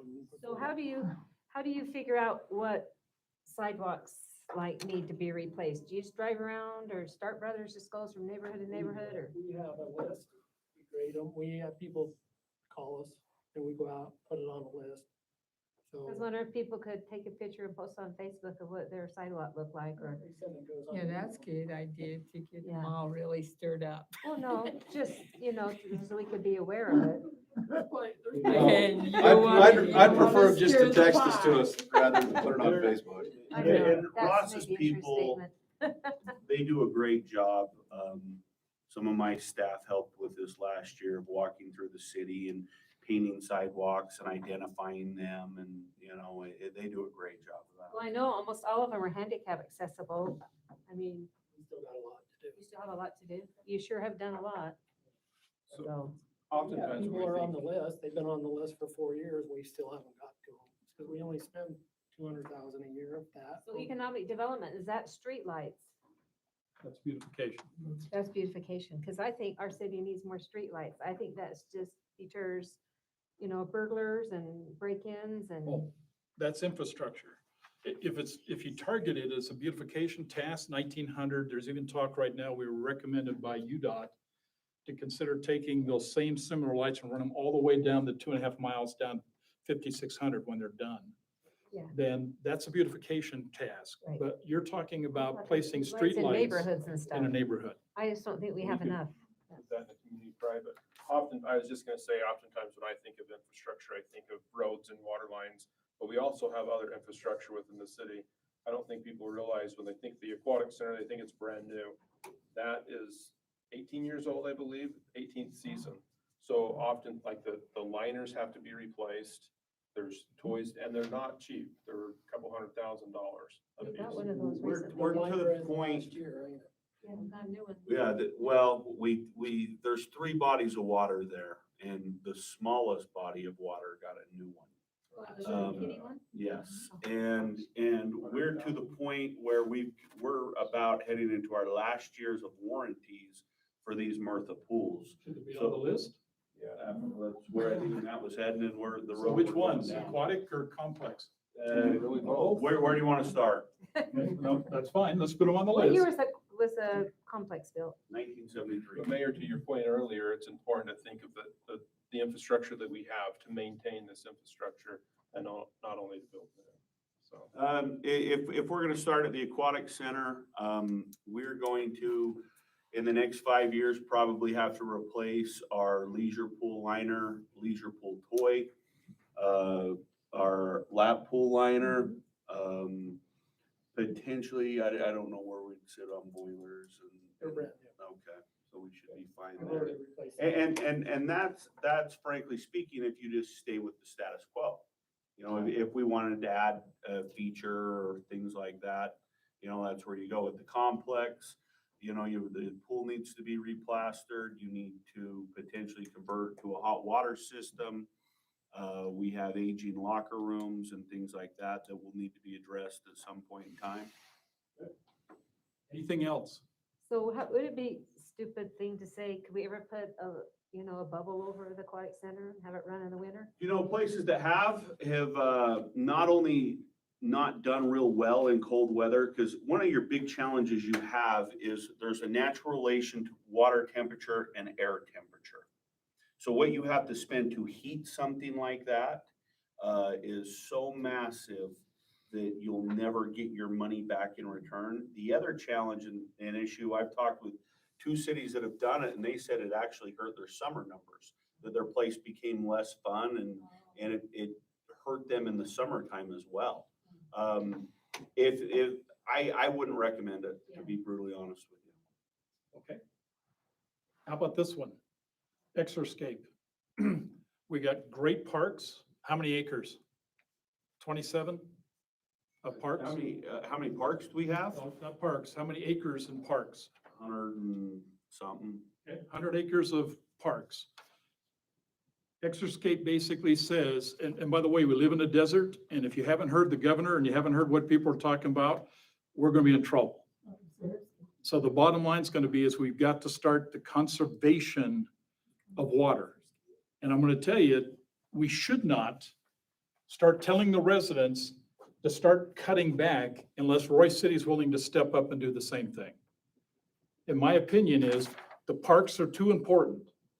But there are portions of the parks, Travis, that don't get played on. That some type of a less water kind of plant life feature could be very attractive. If you didn't see those, you should have seen those when you're in St. George. They have lots of them. The parks are green, they look great, but portions of the parks where they're not being played on have gone to this Exerscape kind of design. I'm asking over the next 5 years, that we put a plan together and start moving the city to start being more conservative in terms of water usage. Okay? But again, that's very expensive. If you can get grants to help fund that, because it's so popular and people are driving it, what I like to do, Diane, is I like to find out where it is nationally and state grants that will help pay the city to do what we need to do. But that, the maintenance too, we need to keep in mind, because maintenance for that's actually more expensive. Let's we put Maybe. rocks down. The Yeah, but rocks are very expensive. The rocks are expensive and to they come up maintain. through the rocks. Right, yeah. Yeah. Maintenance, it Maintenance is sounds, hard. yeah, maintenance. And very I like hard. the idea of coming up with a plan, because there's some other things infrastructure wise. We have parks that have 40-year-old sprinkling systems, and we're using the type of heads that use too much water and have to cover too much area, and you don't need much wind to say, now we have a stress spot over here and we have to continue watering. I mean, so, to add to that, I think is for an infrastructure, you got to talk about sprinkling systems as a whole. I still think we Because look do you at- have, are all yours on timers? You have people have to go around and put them in the ground like in No, the olden days? all of our systems are on timers, Oh. that's the case. Well, that's good. But it doesn't mean they're updated systems. I mean, you're dealing with some of them with galvanized lines and some of them that require 70-foot heads and issues that they make a more water effective systems than what we have in a lot of places. So I was thinking of the new chairs in the council chambers, or at least get out the WD-40 and spray on some of them. So we're thinking upgrade I the still chamber. think on even I like, like that 1984. however we upgrade our parks, however we do that, That we one can't kid look that at kept just squeaking the chair. grants. We gotta look at who's benefiting from coming to our city and making them pay part of the cost. It can't be just, we look at grants, we've gotta look at who's benefiting from those things and how do we get them to at least. Yeah, are we getting our buy money out into of, the different sports that are using our parks? Well, we can talk about that and come up with a plan, but I'm going to ask you a harder question. The question I'm going to ask you is that, and what we're hearing from all the automobile industries, and I would suggest is, Joe, you're probably right in the middle of this. Every major automobile industry has been stating they're moving in 2030 to electric and not, I'm not saying not gas, they're getting away from gas, but they could use hydrogen and other types of flex fuels, but they're moving away from carbon emissions and going electric. I'm asking a hard question.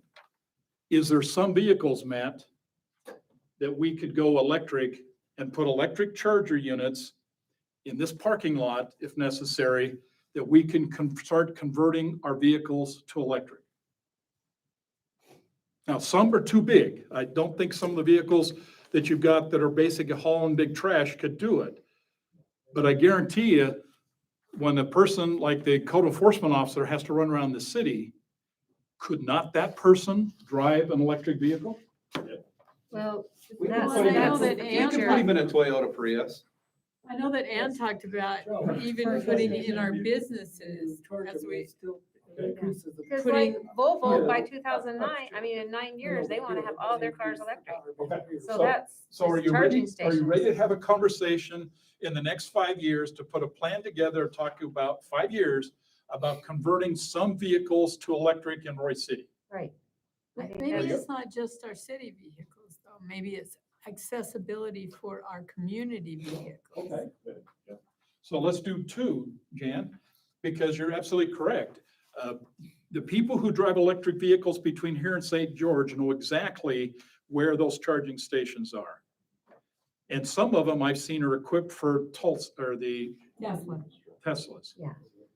But I don't know if they're equipped for others. But the key you're saying is, we need to start talking about an infrastructural shift that allows our broader community to take advantage of that. And the creativity of that, Camille and Matt, is how do they pay for that? I'll leave that up to the conversation, Well, but part of it might be if they get off the freeway to charge their car, are they gonna have dinner while their car is Right. charging? Because I actually talked to the owner of the burger bar about telling him to put one in by the burger bar. I called Joe and told him, I don't know if he ever researched it, but said they'll come and eat. So one They of take the- about a half hour to One of the charge. pieces, and you just If we have brought an that ice up, cream I thought it shop was good. that Yeah, has one. something. One of the things they do They with have some at these the library. charging stations in general is they do solar pieces on infrastructure that's already built. And then you have that charging station capability, so it offsets the cost of the power, because the power cost is gonna go up. And oh, by the way, that solar thing's gonna be a cost up front to get it to it. It would take so many years to recoup that cost anyway, so you got to, as you said, invest, but those charging stations could be built on places that's already current infrastructure. So, okay, chief, are you suggesting that maybe some of our buildings ought to be thinking over the next 5 years of going solar? I think it is, yeah. It's the way, it's all over Europe. That's the way, they have electricity charging stations everywhere. And I know county and state buildings have a percentage that they try to have charging stations built on any new buildings that they put up. So it's there. 5 years, Yeah. have a plan. Well, anytime we improve. Costs. Okay, anything else? All the large ones are, there's just one in North Salt Lake, and then there's one in Fremont, I think. And there's not, and those are big charging stations. There's not hardly anything in between. And then most of them are still run off just power. Yeah. So there's Okay, still a workforce cost. development. We talked a little bit before about workforce development. I'm gonna talk, sorry if this is repetitive to some of you. We talked about the turnover ratio in our public works department. I want to explain something just with the overall concept of our pay structure here at the city. There's a difference between a merit and a COLA. A merit basically determines what the pay difference between a first-year police officer and a second-year police officer. So right now in the city, we do a step system to where you get a 3.75 in the public safety sector and a 2.2 to 2.5 in the general employees. Now, a COLA is going to shift the entire pay scale up. And that is what has been lacking in the last 9 years, actually. We have not done that. We have not had a COLA. We have not had a COLA, so our wages are going to be 9 years old. And that's part of the reason why the turnover ratio. The employees really like the step system that they're, we fixed the compression back in the day, the last tax increase. Every employee is separated, depending on years of service. So the theory back when we did this is going a third and a third and a third through the city. But each director gets, we were gonna start with Parks and Rec and Public Works, and then move directors and go over to a new director the following year. That has never been done. Kind of goes back to the comment that Chief Golden made earlier, that if you don't have the funds to do it, you just don't have the funds to do it. So we put the priority back into the merit system, and we have consistently funded that merit. And now we're bleeding, we're definitely bleeding in these two departments. And it's very important that we do salary surveys. When we do the salary survey, we take the surrounding cities around us. We take Davis and Weber County, so we're not dipping into Salt Lake.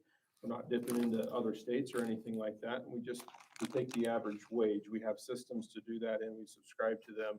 Because we don't want to bleed to Box Elder. We Correct, don't want yep. to bleed to Davis, And just, because then they don't even have to move. yeah, and so if you look at it statistically, we just look for the median, just 50%. There's gonna be outliers above, there's gonna be outliers below. But just for instance, Ross told you that he lost an employee to Washington Terrace.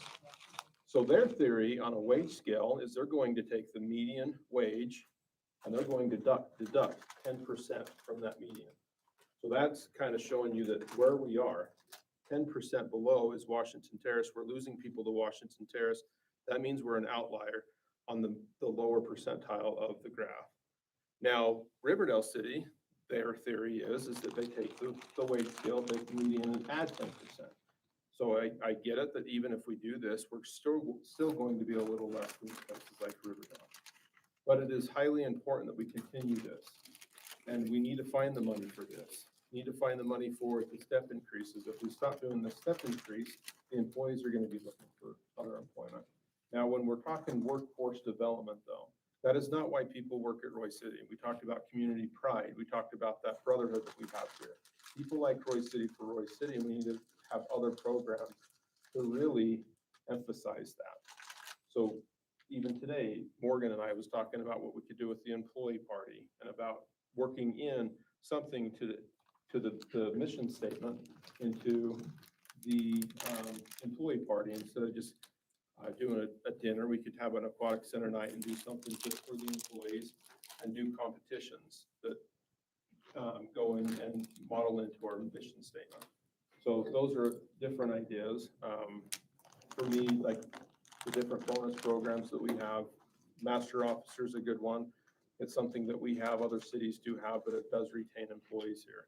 Some of the other departments are lacking those types of programs.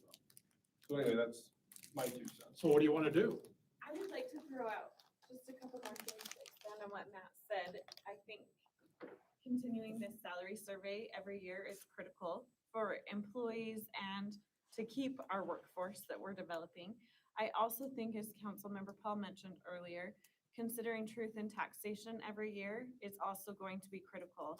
The basic governmental services, paying your property taxes, should cover police and fire services. The property tax should cover that response to every home.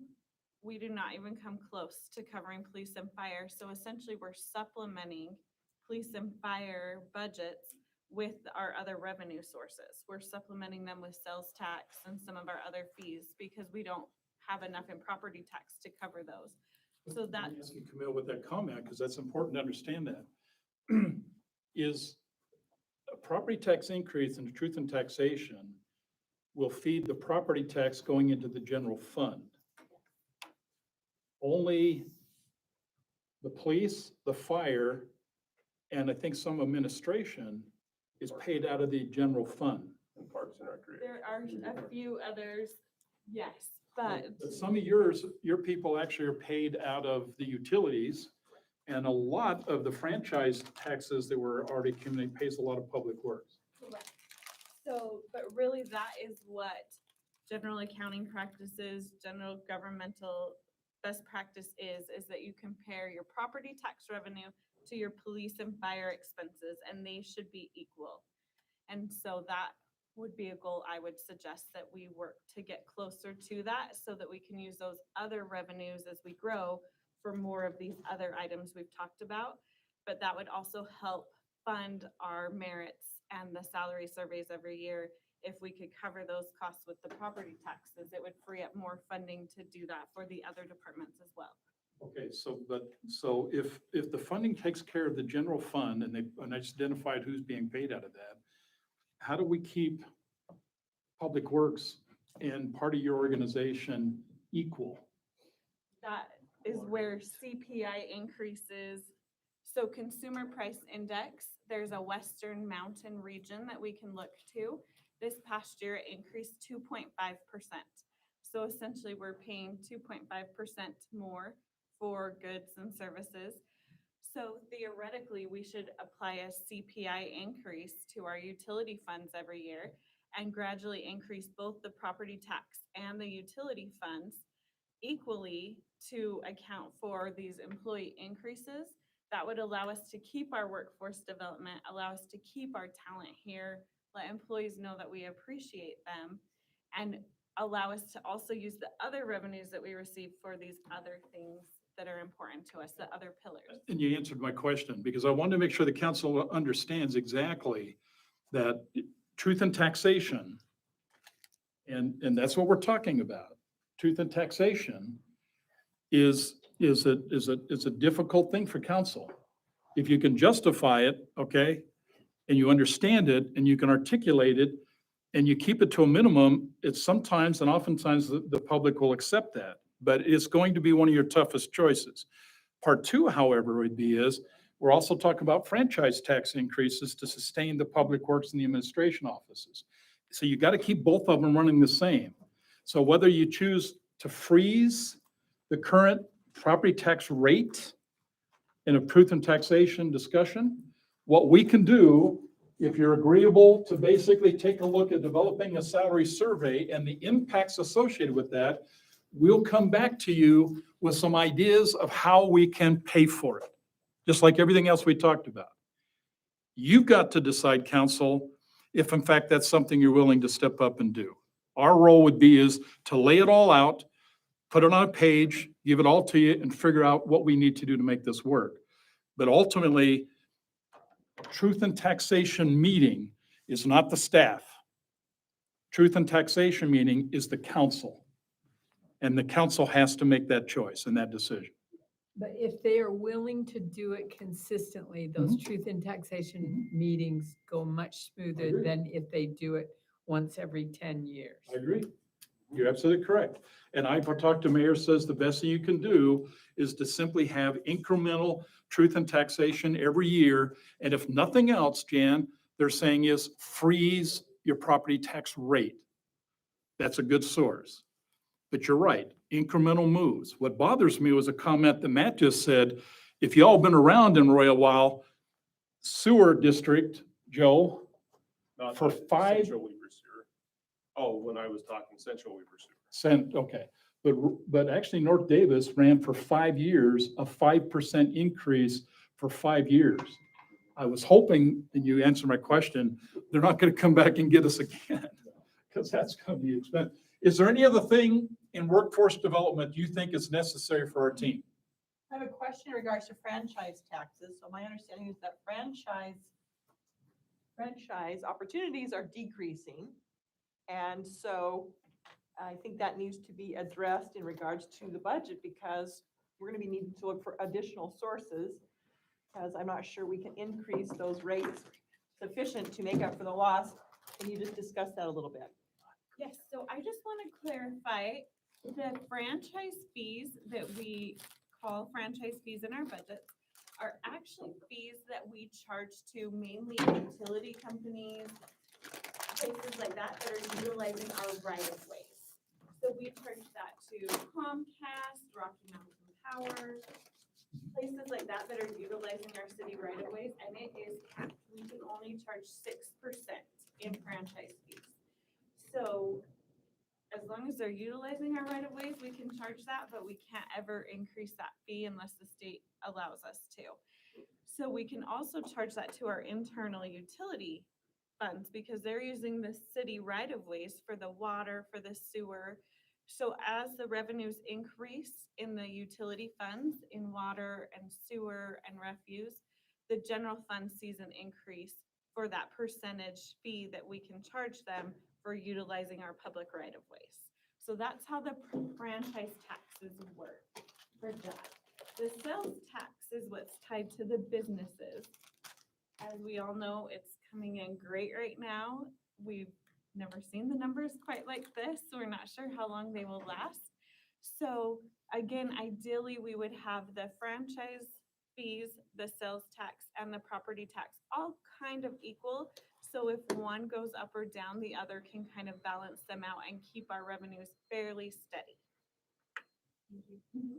Mayor, Matt alluded to this. I think it's critical that as our employees gain more knowledge, whether through classes and seminars and things like that, that we're able to reward them for that knowledge, because they technically are going to bring something to the organization. And he alluded to with master officers, and we have little programs like that, but I think as employees gain a greater knowledge, they become more valuable. To other cities. So who pays for that education? Well, Us we or do, quite often we do. I mean, in some of our travel and training type budgets. But I'll give you an example. I've got employees who are learning how to become, and it sounds minimal, but it's critical, certified playground inspector. You know, and we have an accident on a playground and we don't have a certified playground inspector. Lawsuit wise, that could cost us hundreds of thousands of dollars. So they went through a month-long class, have to take an arduous test. And, you know, they are more valuable to us now than they were before they became certified. So do they have so many years that they have to pay that back if they leave before a certain period of time, like 3 years or something like that? Excuse me, not under that system that we have. The fee for the program, I mean, I don't want to make it sound like it was a massive fee. I think it was like $125. But they had to study on their own time. They had to prepare for the class on their own time. So the fee for the class of $125 is fairly minimal, that we're not going to ask them to pay it back if they leave within a couple of years. But the point I guess I'm trying to make is they're a more valuable employee to us now. And I think having programs in place that reward our staff for gaining greater knowledge that helps the organization is a good thing. You know, we talked about it, I remember 5 years ago.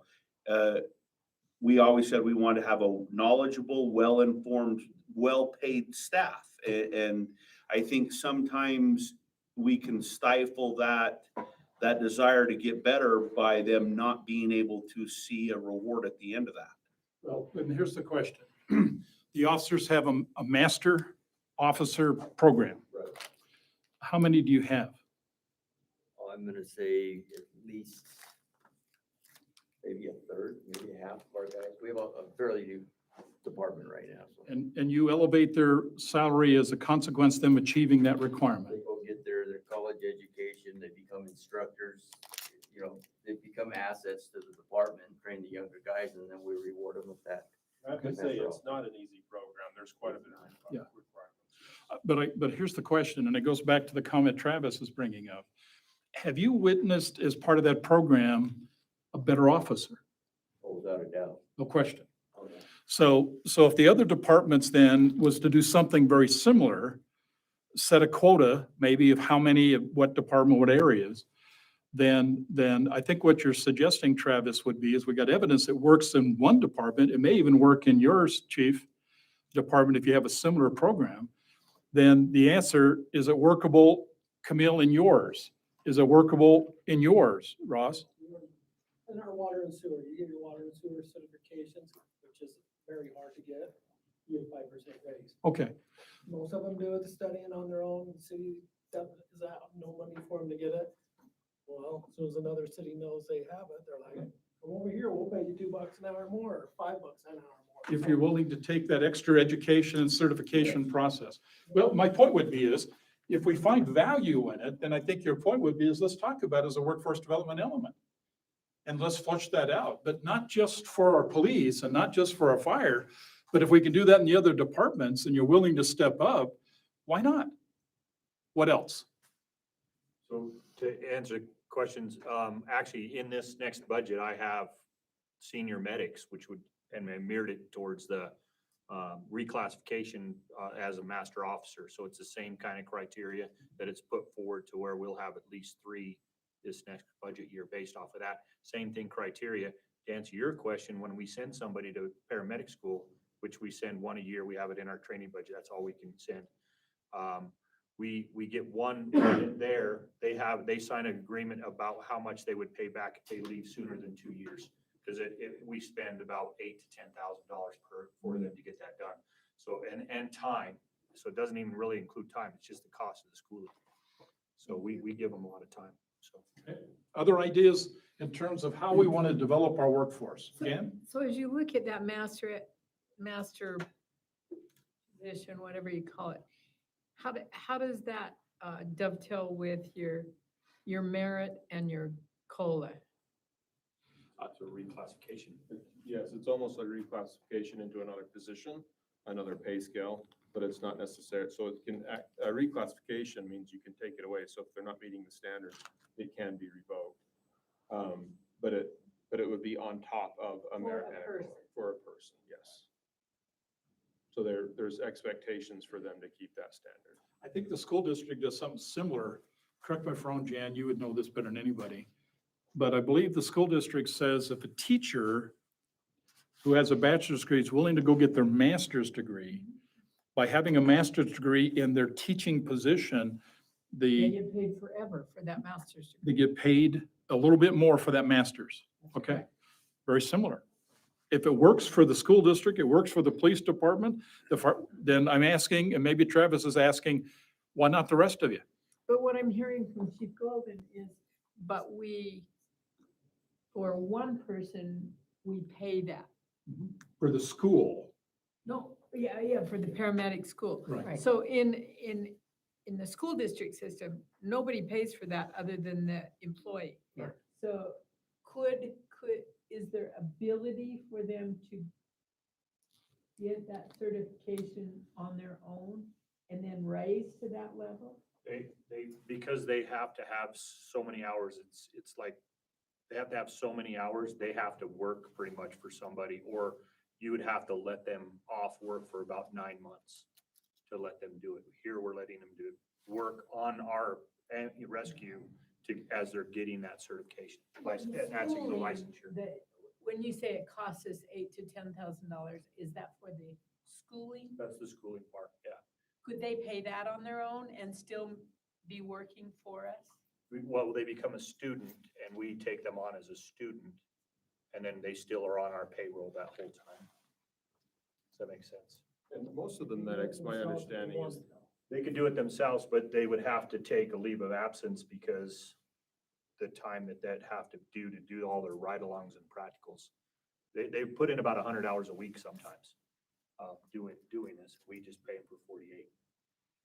But I think I heard you say, Chief, you want to get 3 of them established going into next Senior year. medics, correct. Yes, sir. so that's a little bit different where we had a deputy chief in that department that would order the medications and things like that. The senior medic would take on those additional responsibilities, 1 per shift. The difference between because you're still gonna have paramedics and then the senior medic position, kind of like the master officer. I would beg to say that most of the paramedics that we do have are actually, they did it on their own and paid for it themselves. It wasn't until a couple years ago that we started assessing them in the process because of the lack of paramedics in the field. So it was trying to entice them to go to school.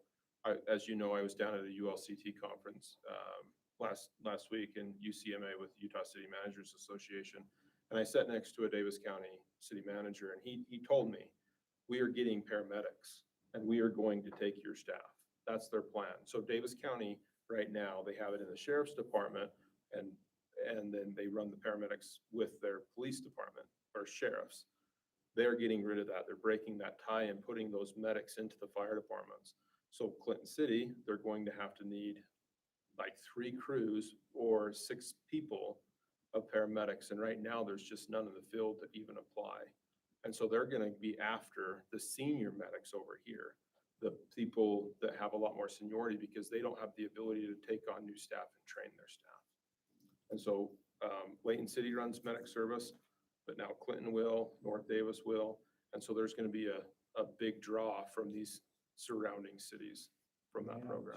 I have 2 applicants for a paramedic opening right now, and I have 2 applicants, and no, I don't think I'd hire either one. So it's easier for me to pick or send somebody to school and place them in the thing when they're done 9-10 months down the road. Grow your own. Grow your own, and I keep them for 2 years, or they have to pay that back to go to Davis County.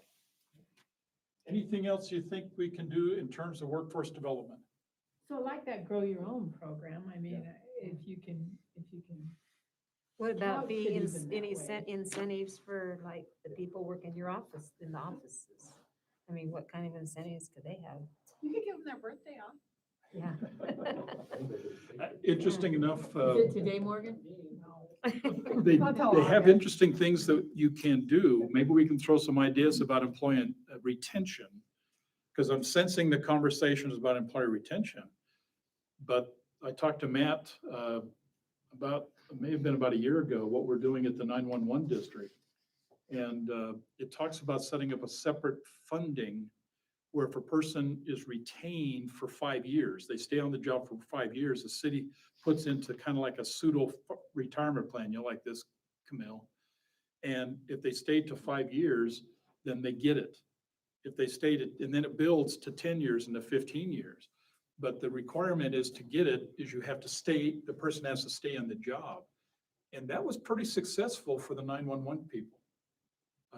That's an interesting strategy, but I'll pull that information again and get it back to the city for an idea that talks about employer retention. incentives. I think right along with that, you gotta look at recruitment.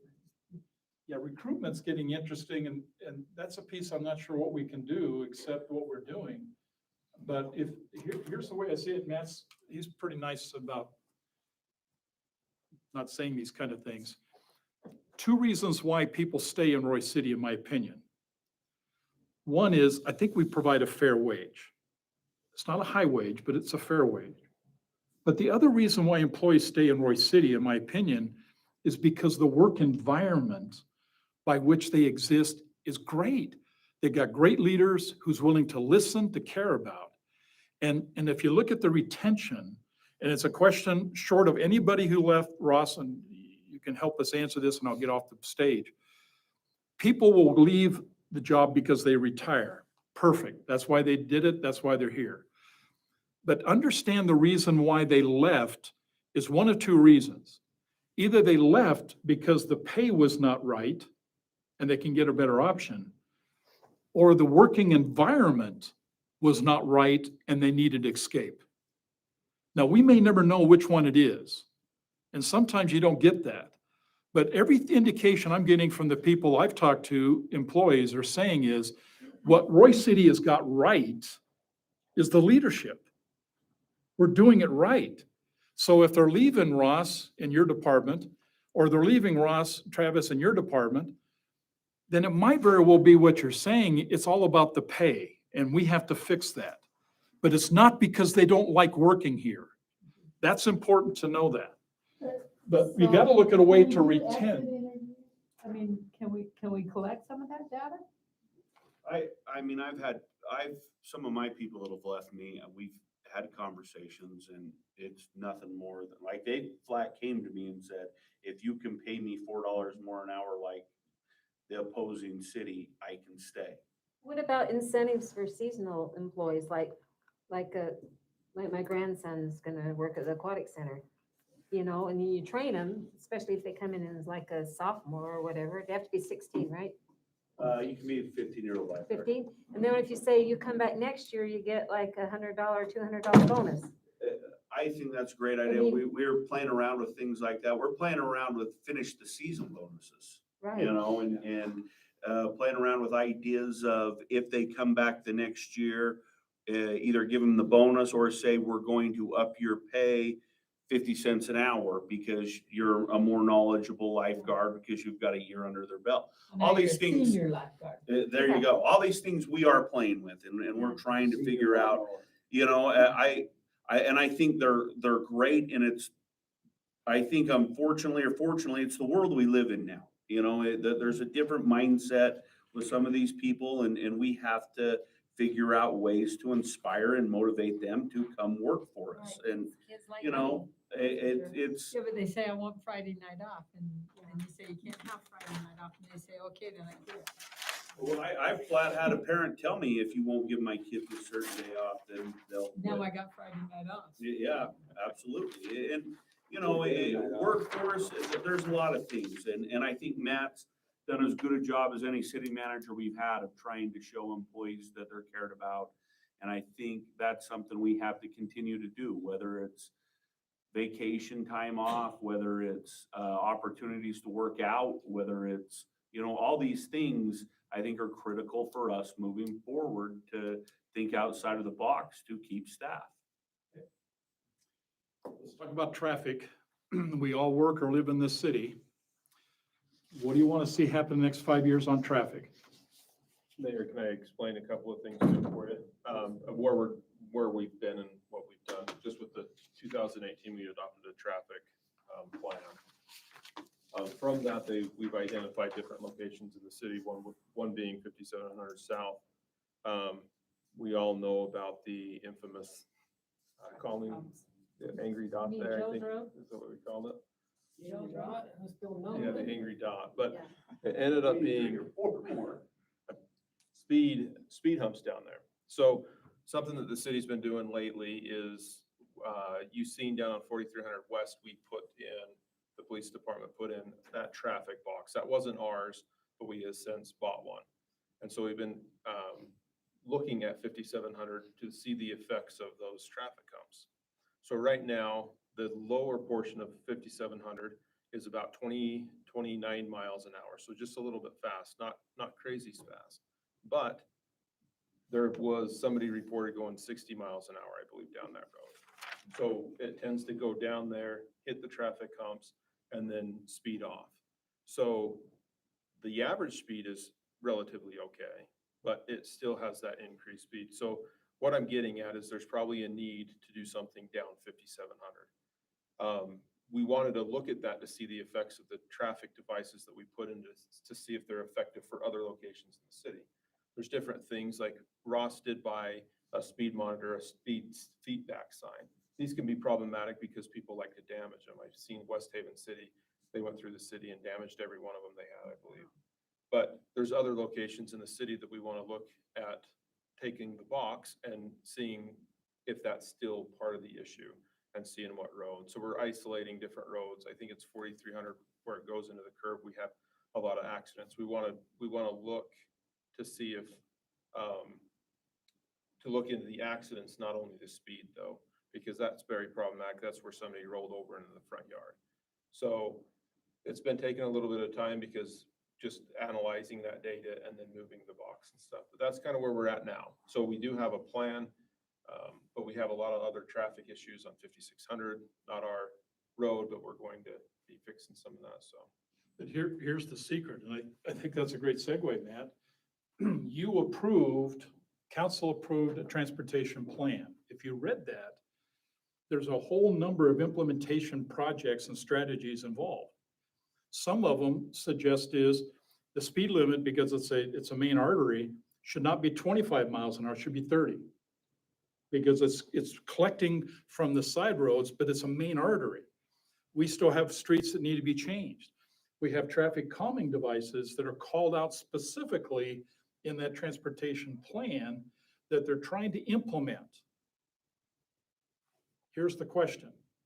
Should we not, over the next 5 years, implement logically, smartly, but implement the things that we've got in our approved transportation plan? Because that's why we bought it. That's why we got it. It told us what we need to do by the experts. The question is, we're not getting there, only in slow motion. Should we, over the next 5 years, and it'll take 5 years, should we not go ahead and implement what you agreed to? Which means find the funding. If it's suggested we do something like a speed bump or whatever, we find the funding to put a speed bump in there, because that's what the plan calls for. What are the only state roads? Is it 1,900 and 5,600 and then all the rest? 3,500. And 3,500, okay. And where it sweeps into 5,500 going into Hooper, that's a state road. Okay. So are we gonna put a roundabout on 3,100 and 6,000? Yes, and we're not doing that. Well, we'll do it, but he's gonna get funding for, Ross will get about $237,000, I believe, to put that roundabout in. And that's funded by, I think I got about 700,000 for that. did it go up that high? 200 and something for the sidewalk. Oh, the sidewalks, okay. But that's been approved. I think it's scheduled for either 2023 or 2024. He'll get the funding and he'll put that in. 24, yeah. And then 3,156, that's the state's gonna put a light there. Correct. The study called for a light at that location, and that's critical because Yeah. that's such a dangerous place, very dangerous. So I have a question on that because they're trying to decide how far down they're gonna go, 5,600 widening it, Yes. on this go around, this funding. Yes. If they end up not widening it all the way down, what is the plan for that traffic light? Will that not happen until they widen it there? That's a good question. I think, here's the way the project went in. It went in for full funding at 238 million. So that would cover $67 million, that will cover 5,600 all the way to 3,500. And then the other 100, I think it's 160 or 180 million will go to the interchange. That's what went into the Utah Transportation Commission as a recommendation. There were a little over $700 million funding projects that was given by the legislature for certain projects around the state. I think they funded 720 million. And if you look at the budget document I sent you, I believe the budget for all of the projects the legislators wanted was 703 million. So there's plenty of funding, if they approve that, to pay for the entire widening. For everything, which will include 3,100. But to your point, Joe, that is such a critical issue on 3,156. If it doesn't get that far down because of lack of funding, we've got to go to UDOT and say, you've got to put a light in there because it's just too much of a hazard. And remember, just so there's no confusion, 5,600 will move from a 35 mile an hour to 45 miles an hour. You got that elementary school right there. The plan is to build a walking bridge on the trail over the entire 5,600. That's the plan. Those kids, and by the way, they're going to put 2 of those Hawk signals, one right in front of where the one is right now in front of the elementary school, and then one all the way up there where the kids are coming into the new junior high. They're going to put these Hawk signals up there and do that. That's going to create another challenge for us because we got to put guards on those, okay? We got to put crossing guards. So the point I want to suggest is they absolutely at 45 miles an hour are going to kill people if they don't put a traffic light on 3,100. And my greatest fear is going to be is they're going to hit some of those kids who are not going to be able to get across that walking to school. They're going to go through that street light. That's the expectation. And that's a 45 mile an hour, 50 mile an hour speed zone. So we'll put pressure on them, Joe, to make sure a light as a minimum goes at that location. But the way it's planned right now is $67 million to do everything all the way from the interstate to 3,500. That's what went into the Utah Transportation Commission. So Can are I there a just lot tell of you apps? that kids are not gonna go on that Go across the street. overpass? They'll cross where it's easiest to cross. I know. Is there a It's lot gonna of get wrecks really on interesting. 3,100 and 5,600? Yeah. Is there? Last week. Any student who lives west of it's gonna go west of it. What else would you like to do on traffic? In regards to the traffic plan, who decided what type of calming devices were going to be at the, it's been a long time since I've read that plan, but how was that decision made and Recommended by the recommended, you engineers. know, was that just the engineers and stuff? Because I'm thinking the engineers were, when you're not there locally, it's easy to make a recommendation. We know what happened, at least right before we came in. It was a pretty hot topic. I find myself reticent as I read it. I'm thinking, I'm not sure I want to follow this plan personally. So I believe that it should be reevaluated again, or, you know, I know that those signs that you were just saying, they get damaged, the ones that reflect back and forth, but, you know, a lot of people really like to feel that they're being responsive and responsible. There are a few that aren't, but a lot of people, at least when I was reading different percentages and studies, you know, and that gives people a better sense than this terrible uproar we had in that neighborhood where it turned into almost a vindictive thing, and there all these people are being punished because of a few people. And anyway, that's a long story to go around it, but I guess I'm a little concerned just going with that transportation plan without maybe re-looking at it, considering what we've just gone through. Great point. Let me just make sure if you've not read it recently, read it. Here's what it does say. It says a calming device. And there's about 6 or 7 different types of calming devices. And the which one is in fact used is really what him decide. Now, we can intervene, but Ross promised me, You guys decide now. Okay, after that last one. but what Ross promised me was never bring up the topic of a calming circle again, ever. Okay. Now, if you want to do humps and He bumps, doesn't calm nobody. because it never was calm when it went Yeah, in, you got a few phone calls on that, I know. more than you can imagine. You So, all got blamed for it all. and Joe got blamed for it. But to your point, Diane, and it's a great point, it really is what they have the option to go in what makes sense. And we can intervene, but you're right. The experts basically says you need a calming device, but there's so many options to include the one that has the speed indicator that Matt was talking about. That's a calming device by definition. But humps and bumps and some other things that are available are also there. You can narrow the street, a lot of interesting things you can do. We just don't want any more calming circles, okay? So please, if you decide to do that, let me know so I can take my phone off the hook. Okay. Hey, what else? What else in traffic would you like to see happen over the next 5 years? Okay, What about, something, education, and maybe this goes into the pillar that Councilmember Wilson was talking about. We oftentimes get in the city, people complaining about the speed on their road, and they're oftentimes like a connector street or something. We send, Chief Marino's been really good about sending people out. And these police officers, when they go out there, they find that the average flow of traffic is like 18 miles an hour in a 25-mile-an-hour zone. And then they get one 26-mile-an-hour car, and they're crazy speeding going through the neighborhood. And so education may be a factor into that of saying the speeding actually isn't bad. We have an incident right now going down by Travis Flint's where it's more of a connector. There's probably 100 houses there, and it's a connector street. Same thing. The average person's actually going the speed limit. But so we send police officers down there and it just reports back, hey, 18 miles an hour. We sat down there for 3 days and 0 tickets because the fastest person going through that area was 27 miles an hour. And that actually happens quite often when we get these things. Who owns that road, that one-way street, right, when you go past So Delicious and turn right? That's the road I always take and come out at the light behind Harmon's, behind. That That is little one. private. I know it's That's a private private? road. Man, I wish that was 2 ways. Is the one-way road coming out of So Delicious, is it ours? That's something Dave for you. Well, one had to thing- put in. So what would you like to do with it, Ann? I just wish it was 2 ways That becomes theirs.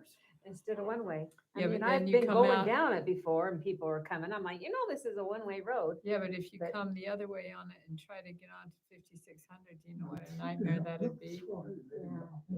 It'd definitely be a right turn only. People, I mean, I wish, okay, maybe halfway just be that. We would have to look. And then where are you something gonna get off? Where are you gonna No, go? just to turn into the gas station or something. I don't know. With The this developer ends up system. buying property and develops along there, that might be an access to the back way of a development. So is those railroad tracks even used anymore?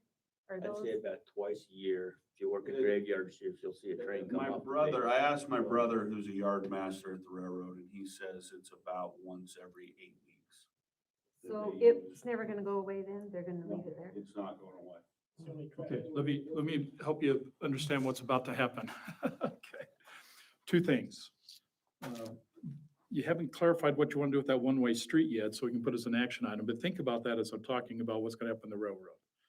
MITA has made a pitch to consider, it's actually got not funded, it got approved, but no funding by the latest legislators. MITA being the Military Installation Development Authority that runs the Falcon Hill operation on the west side of Hill Air Force Base. They want that 18-mile track. Runs all the way from Clearfield. It's the old Banberger Trail and runs all the way into the stockyards of Ogden.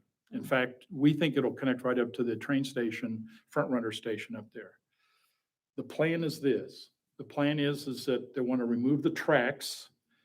It's being presented to the Wasatch Front Regional Council as we speak. We'll see that in the committee probably in the next couple of weeks. And they want to put what's called an active transportation trail in there. Walk, bike, they want to do that. The part they want to make it active transportation will be in Roy, and it will basically go all the way down to Clearfield. It'll be paved. The track has to come out, 2 reasons. One is the train station repair capability, the Army train station repair capability at Hill Air Force Base, Congress already approved to move it and to send it to, I believe it's Anniston. You remember what Army depot? Alabama, Anniston. I thought it was Alabama as well, but there was 2 sites. Alabama was one of the top. Is the one Alabama got it? I think so. Okay. So they're gonna send that train repair capability down there. That means, in fact, at this point, if you went up there, they've removed all the tracks going into that depot. So you can't put a train in there anymore. The other movement, which y'all may have seen at night, is when they move the white containers that have the rocket motors in them. They do that purposely at night because they don't want people knowing, and they use the rail. All of those assets have been moved off of Hill Air Force Base, and they're either sitting in Arizona or they're sitting at the Utah Test and Training Range. So all of the heavy loaded rocket motors are gone. So the plan is, Hill Air Force Base is doing now, they're pulling all the tracks off of the base. The spur that's left is Union Pacific, and MIDA wants to buy that property. I'm asking them to do two things. I'm asking them to work with UTA to consider making an active transportation corridor, but at the same time, consider putting a people mover in there, a tracks, and have it run between the Ogden Station all along through Roy, past the Ogden Airport, past Riverdale, all the way to Clearfield and back, to bring employees, to bring people into the broader community and leave their cars home. And if we do it right, and they do it right, you can ride a front runner station anywhere along the front, on the Wasatch Front, anywhere, end up in Ogden, transfer that front runner station, get on a tracks line or a people mover, and go to work by simply getting on that people mover along that front. We think that's a good viable option. But the first thing they're gonna do, and it's in the plan right now, is they're gonna make it active transportation. But I did tell them, you pull the tracks out, it's gonna get real expensive to put it back. So we'll see which way it goes. That's what's gonna happen. That's the plan right now, okay? And by the way, people get really excited about what we just talked about, okay? Joe and I was in a meeting in Salt Lake almost 2 years ago. You may have been there too, Brian, at that time. And I remember very clearly telling people in Salt Lake, they ought to consider using that for some type of active transportation. And then mysteriously, okay, all of a sudden, this idea come up, and it came up out of Salt Lake that said, you know what we ought to do with that rail line?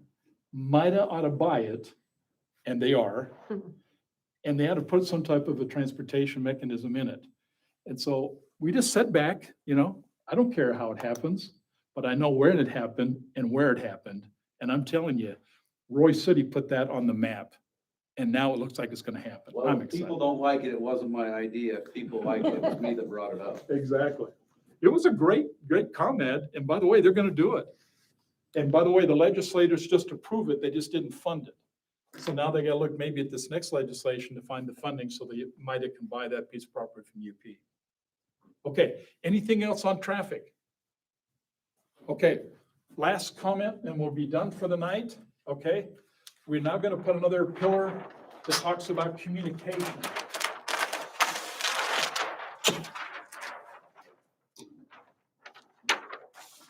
Communications and outreach, okay.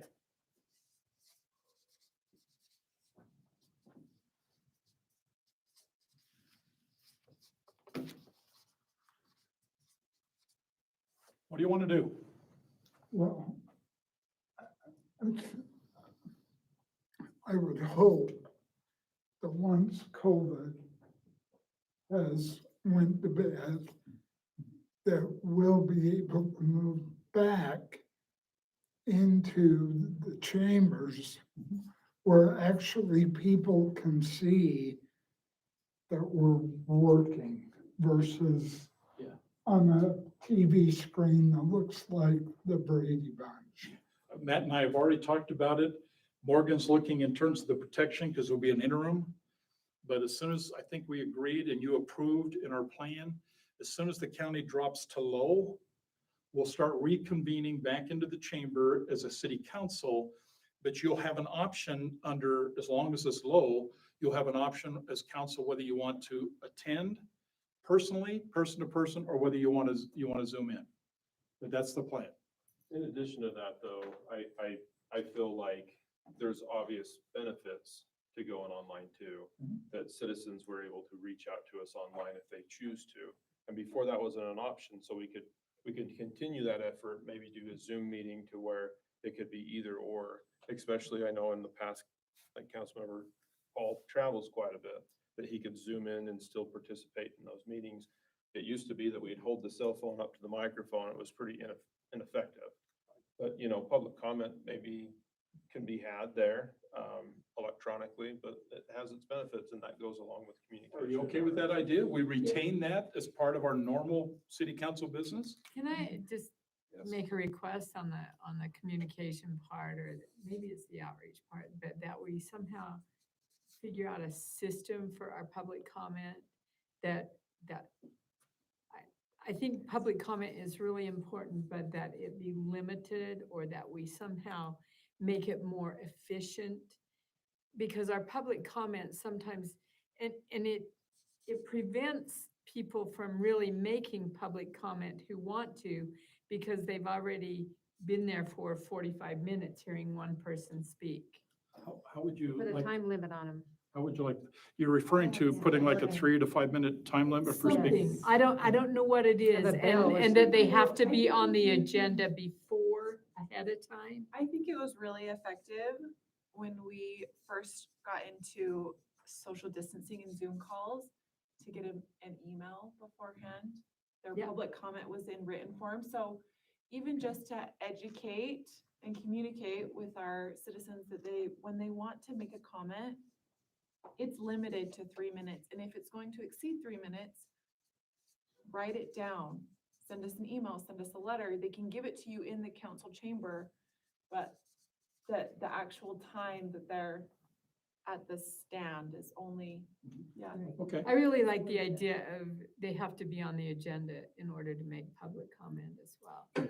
The ruling is that she usually gets them identified ahead of schedule if they want to talk. And then we engage them into the process. So even if we were live, if they said, I want to make public comment, this is where. And you're saying more formalized approach to that says, Mm-hmm. okay, then Morgan can say that's fine, but just keep it to 3 minutes and I can reemphasize that in the And you meeting. are on our list of who's And making you're public to make a comment. public comment. We Yeah. can even have like a login, like a sign-in sheet when people get there, you know what I mean? Because there's always gonna be somebody There that are hears I somebody's like it, comment. I and they're like it gonna ahead wanna- of time. And they're gonna wanna have a rebuttal. Yeah, I'm a little concerned about So- making them sign up ahead of time, because I think part of it is the spontaneity of a reply. You know, I think, you know, if you do the 3 to 5 minutes or something, but I You am a might little not know reticent till you to. get there and hear somebody, yeah, and I'm then a you little have an reticent. additional Well, comment. you're absolutely correct. I think As long the, as I it's think 3 the to 5 argument really minutes. is more along the lines is that they got the packet and the council stays focused on the information within the packet, then we shouldn't deviate off course too far such that they could say, yeah, this is important to me, I want to make a comment, or not. I think, yeah, that's one way, but I think, remember, okay, we got a couple of things happening here. We got the public, I think, Camille, you call it public hearing or public something, and we go through that on the budget cycle by mandate. But then there's an element in the program that's called public comment period. And they can bring anything they want to the table.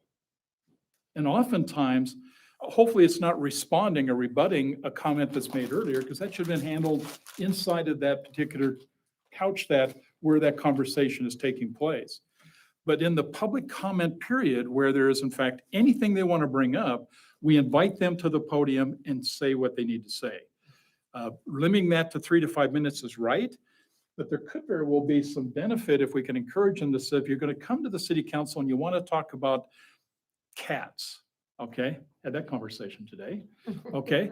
You want to talk about cats, then it could help us a little bit if Morgan knows that and allow you then to say, hey, somebody really wants to come and talk to us about cats today. And then you can bone up in terms of understanding, what is our policy on cats? If you don't know, maybe give you a chance to kind of review that before. Now, there's no mandate to do that, but that surely be a very effective so that when they do bring it up, we can provide some response to that on what their issues are and may be able to do something with it. Otherwise, they bring up something off the wall, council, and the fact of the matter is, you may not have a clue. We oftentimes will simply go through the entire meeting without responding, and it isn't until we get back together or we said, Matt, could you figure out what this is all about to figure out what it's about? A little heads up could be beneficial. Here's the point. I don't think I can force them into that, Yeah. but it sure would make it better. Because they might not have a computer too, so. But the other part, I think you're saying, and it's a good point, we can make it clear 3 to 5 minutes, no more.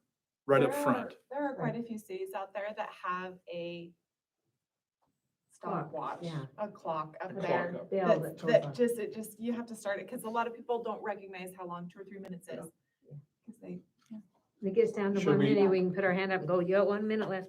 Should we put a little LED, because there's nothing wrong with that. I see it all the Then time. they can see it and then They they see can it. wind down. Are you okay with that? I think that's a great That would idea. help. Put a clock out there. I just want to make sure we give everybody equal opportunity to voice their position. But by the same token is some people they could carry a pretty good conversation for half an hour. Oh, yeah. Well, they come prepared to carry a conversation for half an hour. That's the reason why I wish they would send something to Morgan to get out to you on what they would like to have more detail on, allow us time to prepare for that. I think that'd be a much more informative way by which we can communicate. I think part of their frustration, Mayor, and maybe I'm wrong here, but I think part of their frustration is the public comment happens after they think we've already made our decision. And so I don't know how you mitigate that. I mean, we go through this and then at the very end of the meeting, they say, is there any public comment? And they say, well, you already already made a you already You made almost your leave like decision. each thing we talk about a comment after that then.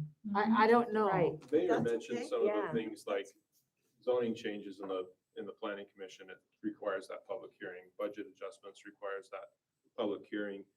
Neighboring city, West Haven, it's actually public comments, the first thing on the agenda before anything else. So it's not unheard of to change it to where you can provide input on anything on the agenda prior to. But maybe that's an interesting point, Jan, because The school district, we don't take public comment during that. And you don't legally have to.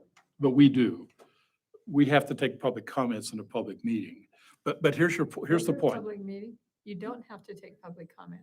We don't have to. You don't have to, only on a public hearing.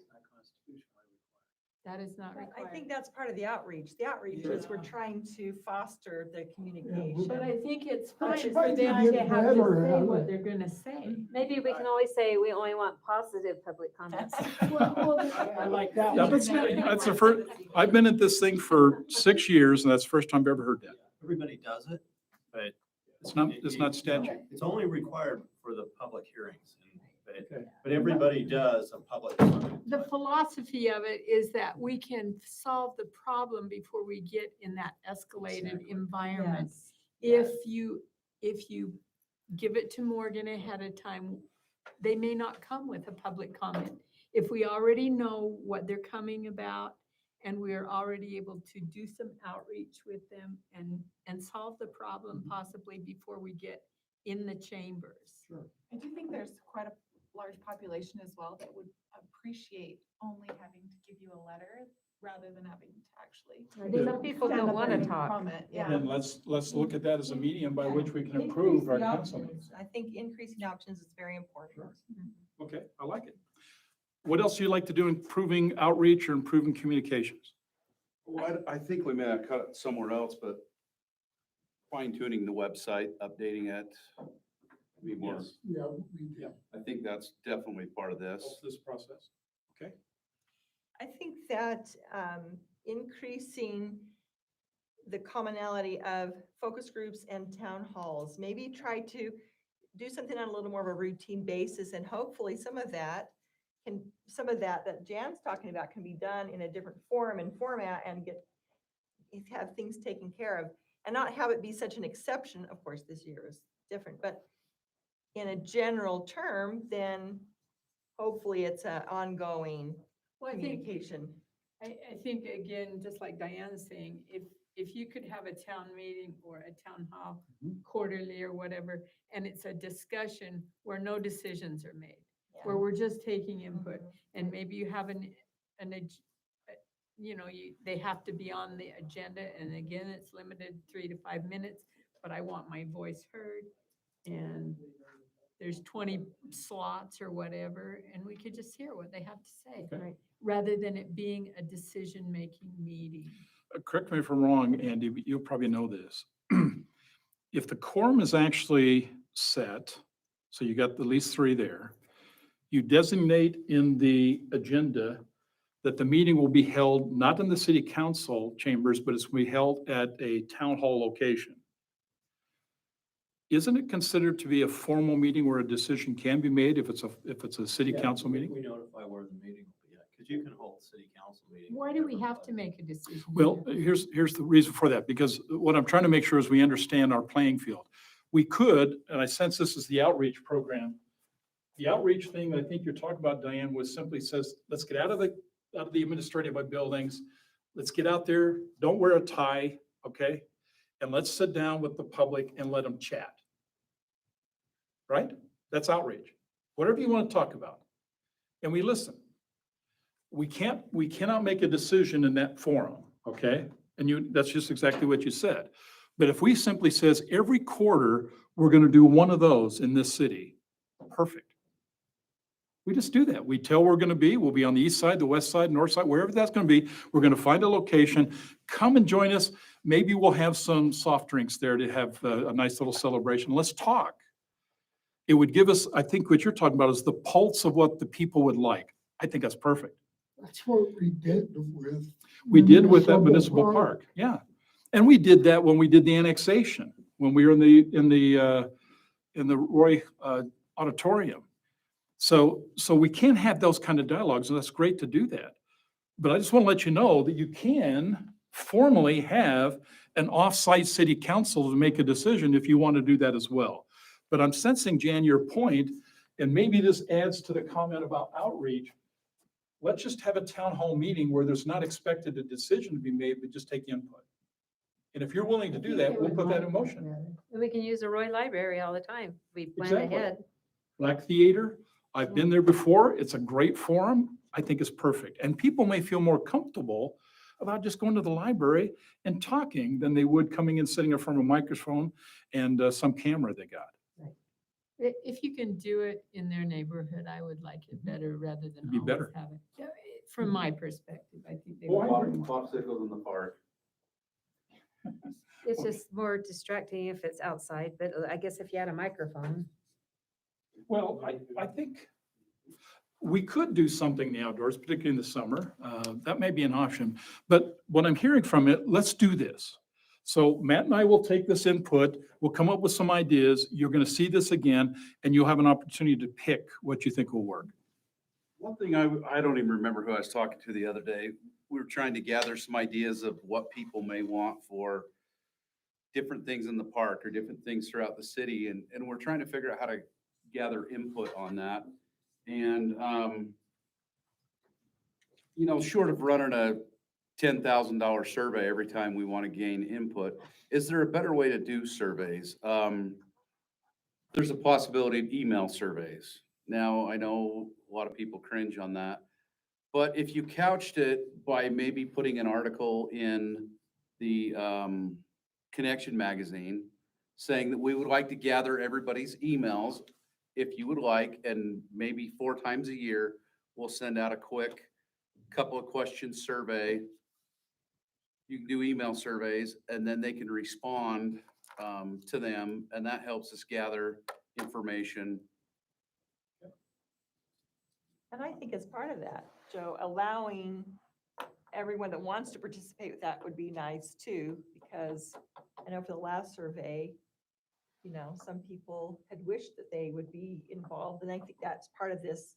I The think you gotta be communication really with town hall. careful to do it only by email because, just in the last year, I've learned how hard it is, particularly for that segment of our older people to access anything by technology. That's true. Right. My neighbors don't have email. I think we need to be reactive to the surveys as well. Once we get that information, we Yes. need to be reactive and show that we're listening as well. Yes, that's very important.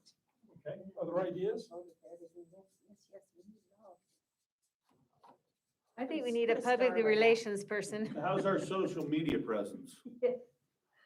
I mean, do we have a lot of people follow? I mean, there's such a different varying group of dynamic of age, and there's some people that are big social media people. There's some people that don't even have it. you know, and it might have to be something else, but I know in my world, we've had a lot of success using social media, Facebook, Twitter, Instagram, all of that kind of stuff. Now, I'm representing quite a younger demographic in a lot of cases, but social media has been huge for us. I just looked at something on that. Do you know how many official Roy High sites there are? Presences, 43. 0. Do you know how many there are that say they're Roy High? 43. Probably. The ones I could quickly find was 29.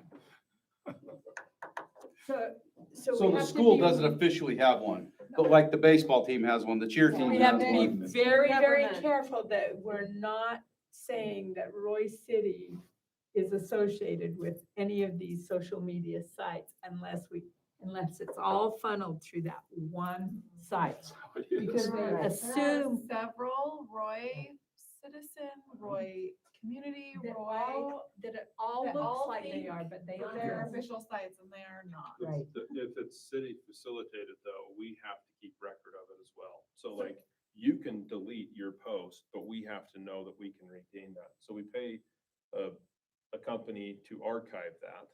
So I think it's very important that we continue to post what is coming from Roy City is coming through that one funnel.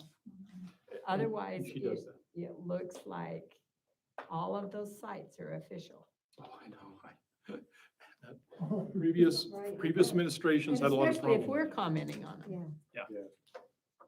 Okay, make sure I got your words, Travis, in terms of social media. What would you like to see happen with social media? I'm not necessarily saying I'd like to see anything. I'm just saying I know that's how a lot of people communicate. That's how people get information. You can't, I mean, leave a parking lot at the high school and you're afraid you're gonna run over somebody because they're just staring at their phone, looking at, I don't know what they're looking at, Instagram or Twitter or whatever it might be. You know, we talked about, we want to get word out to people. I just know there's a group of people that if you really want to get your word out to them, that is by far the most efficient way possible. That's what all the students at Roy High, when they want to put an announcement out, they put it on Twitter. You know, Exactly. and that's how all the kids pick it up, and they're all Are gonna have you- neck problems when they get old, because they're like this all day long. So there's other subscriptions that you can They don't actually even look at Twitter anymore. have urgent text messages and things out by the city. If something's going on, you can text. It's, I think that's part of our new website package. We just did. Our new website also on our front page will have a direct link to our official Facebook, YouTube, Twitter. We don't have a Twitter currently, but I just was talking about, I was like, we probably ought to up our social media presence, so I don't know how to use it yet. I don't do Twitter. Like, I feel like I probably should know how to use Twitter better, but I'm learning on how to use Twitter and Instagram. I'll just increase our presence on Twitter as well as Facebook. But I think it's really important to make sure that wherever we publish it, that it says that this is the only official. And These if, are the especially only- for council members, it would be very helpful if when you share information, if you share it directly from ours, rather than making a new post. Just because then it drives engagement to our official Facebook page. Well, that's what Glenda Moore's Rather for. than. Let's do a lot of that. She does it all for We us. can count on that. Anything else you'd like to see happen in communication outreach? I seriously think we need, I know you said you're the public relations. I'm tired of Roy City being called the ghetto city. And my son's way into looking up all the statistics about the police department. And all the cities around us have more crime than we do, you know, but we're called the ghetto city, you know, we have all the crime. I mean, all these cities, you know, Riverdale, Sunset, Harrisville, Ogden, Woods Cross, Saratoga Springs, they all have more crime than we have. And I just think the perception of Roy, I mean, we have less crime than all those cities. And I just wish that people knew that this was a safe place to live and the, you know, I don't know if you map like, the crime, like We do. in break-ins and houses or burglary, I know. That's why I think that, those, neighborhoods that have more crime and break-ins, that's where I think we need more streetlights. You know, don't you think that, I mean, when I was young and I toilet papered houses, I went to the dark houses, you know? I mean, if it was lit up and my house is lit up by a street light, and I love it, I feel more safe. But I just think we need more street lights, and Great deterrent, I agree. it is. You just and- incriminated yourself. Kevin, will it I know. help with the raccoons? No, the raccoons are here to stay. Yeah, but you know, my daughter, they have neighborhood crime watch, and everyone leaves their porch lights on. They all watch if packages are delivered. In her whole neighborhood, they all are so close knit and keep an eye on each other. And I wish we could form more of those. Oh, this entire community is like that. Yeah. When we have an issue, everybody I- comes forward, and everybody cooperates. And back to social media, I know Clearfield pays people to post stuff, you know, I mean, information, PR stuff. They actually have a position designed to try to inform the public and to try to put positive spins on things and things like that. I don't know if, I'm not suggesting necessarily we hire somebody, but I think at the same time, I just thought. I was gonna wish say, I know a candidate for that if you're looking for it. I get 2 feeds from her. I'm not sure why. I just think we need more positive coming out instead of I know she can hear us. She knows who she is. dying and getting shot or whatever, and just, I wish people knew our crime rate compared to other cities, and We do positive stuff yeah. daily. We have 3 PIOs that create out and put that stuff out on a continual basis. They put the good stuff out, you know. I guess people The just. people also love won't when we listen to tell that. them where the speed trap's at. They love it when we announce, hey, this is where we're at, and, you know. But I really do wish we had more streetlights. I wish that was in our budget. I wish that we had, I think it deters crime, and Some people. It's on don't our like it. list. I know, Adding more streetlights. right. Okay. Anything else you'd like to see in communications and outreach? Okay. Matt, I think we got our side. Do you want to just close this and with some final comments, and we'll go ahead and release and get this information collected and posted. Yeah, so we'll take the information, we'll try to pencil a dollar amount to it. I think Craig Golden had an excellent point of saying some things just aren't feasible, and we can pencil it out and see what's feasible for our city.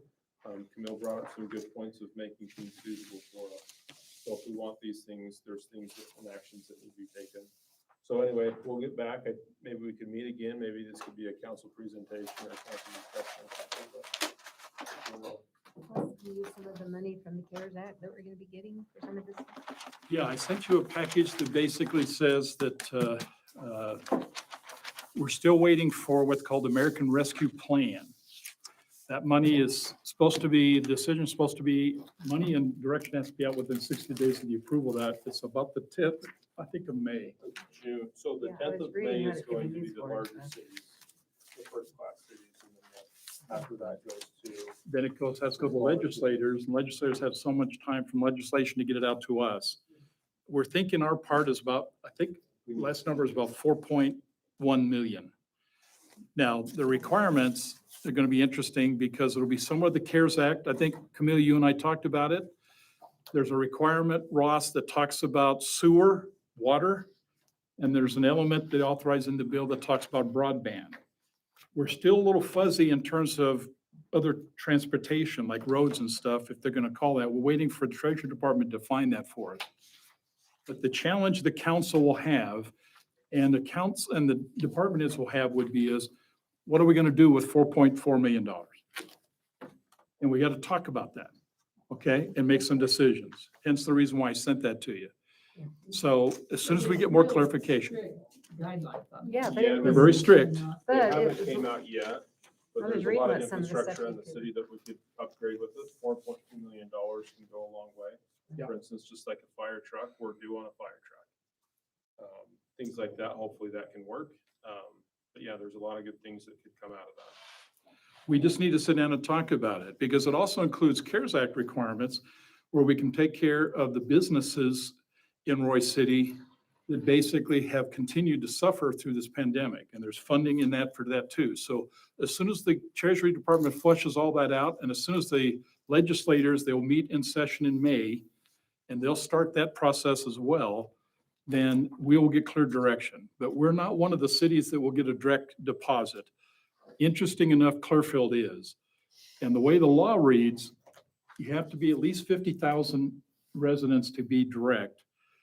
And something else, and I can't figure out what the something else is. Clearfield's population is about 32,000. Yeah, they're smaller Smaller than us, than but us. they have They're a, smaller. yeah, I think it's at 4. It's that or piece that we're still trying to figure, but irregardless, we're not on the list. So we have to wait for it to go to the legislators and be redirected back to us, but it's coming. And you need to think about that as we're starting these implementation of things you may want to do from what we talked about, that we're authorized to Yeah, do, we could put it into the aquatic center and stuff like that.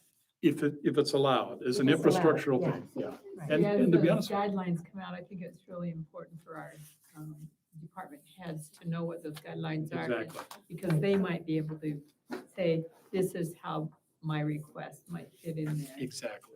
as opposed And to, and May 10th is a big day. They said they should be out. by as then. opposed to us deciding, they Exactly. might have a better feel. as to how Yeah, but remember, at the end of the day, the council has to approve it, but That's right, but if I they, won't know, exactly, but they will and should. but they will. You're right. Yeah, great comment. Okay, Matt, anything else? Hey, thanks for joining us. We appreciate it. Okay, got some good stuff done. We'll get this kind of captured and articulated and back to you. We really want you now to read through these, and whether we meet again with, or we'll just ask you to respond to some information, please do so. We want to try to get this focused as we go into the budget year. Matt has to have, he'll have a draft budget, he says, in May. 1st of May. And we have to finalize that in the last city council meeting in June. June, yep. Okay, so we just need a motion. Yep. I need a motion to dismiss. Do I have Second, a second? Okay, second Joe. First was Jan, second Joe. All in favor? aye. Any opposed? Thank you. Okay. We kept you for 3 hours. But it's not.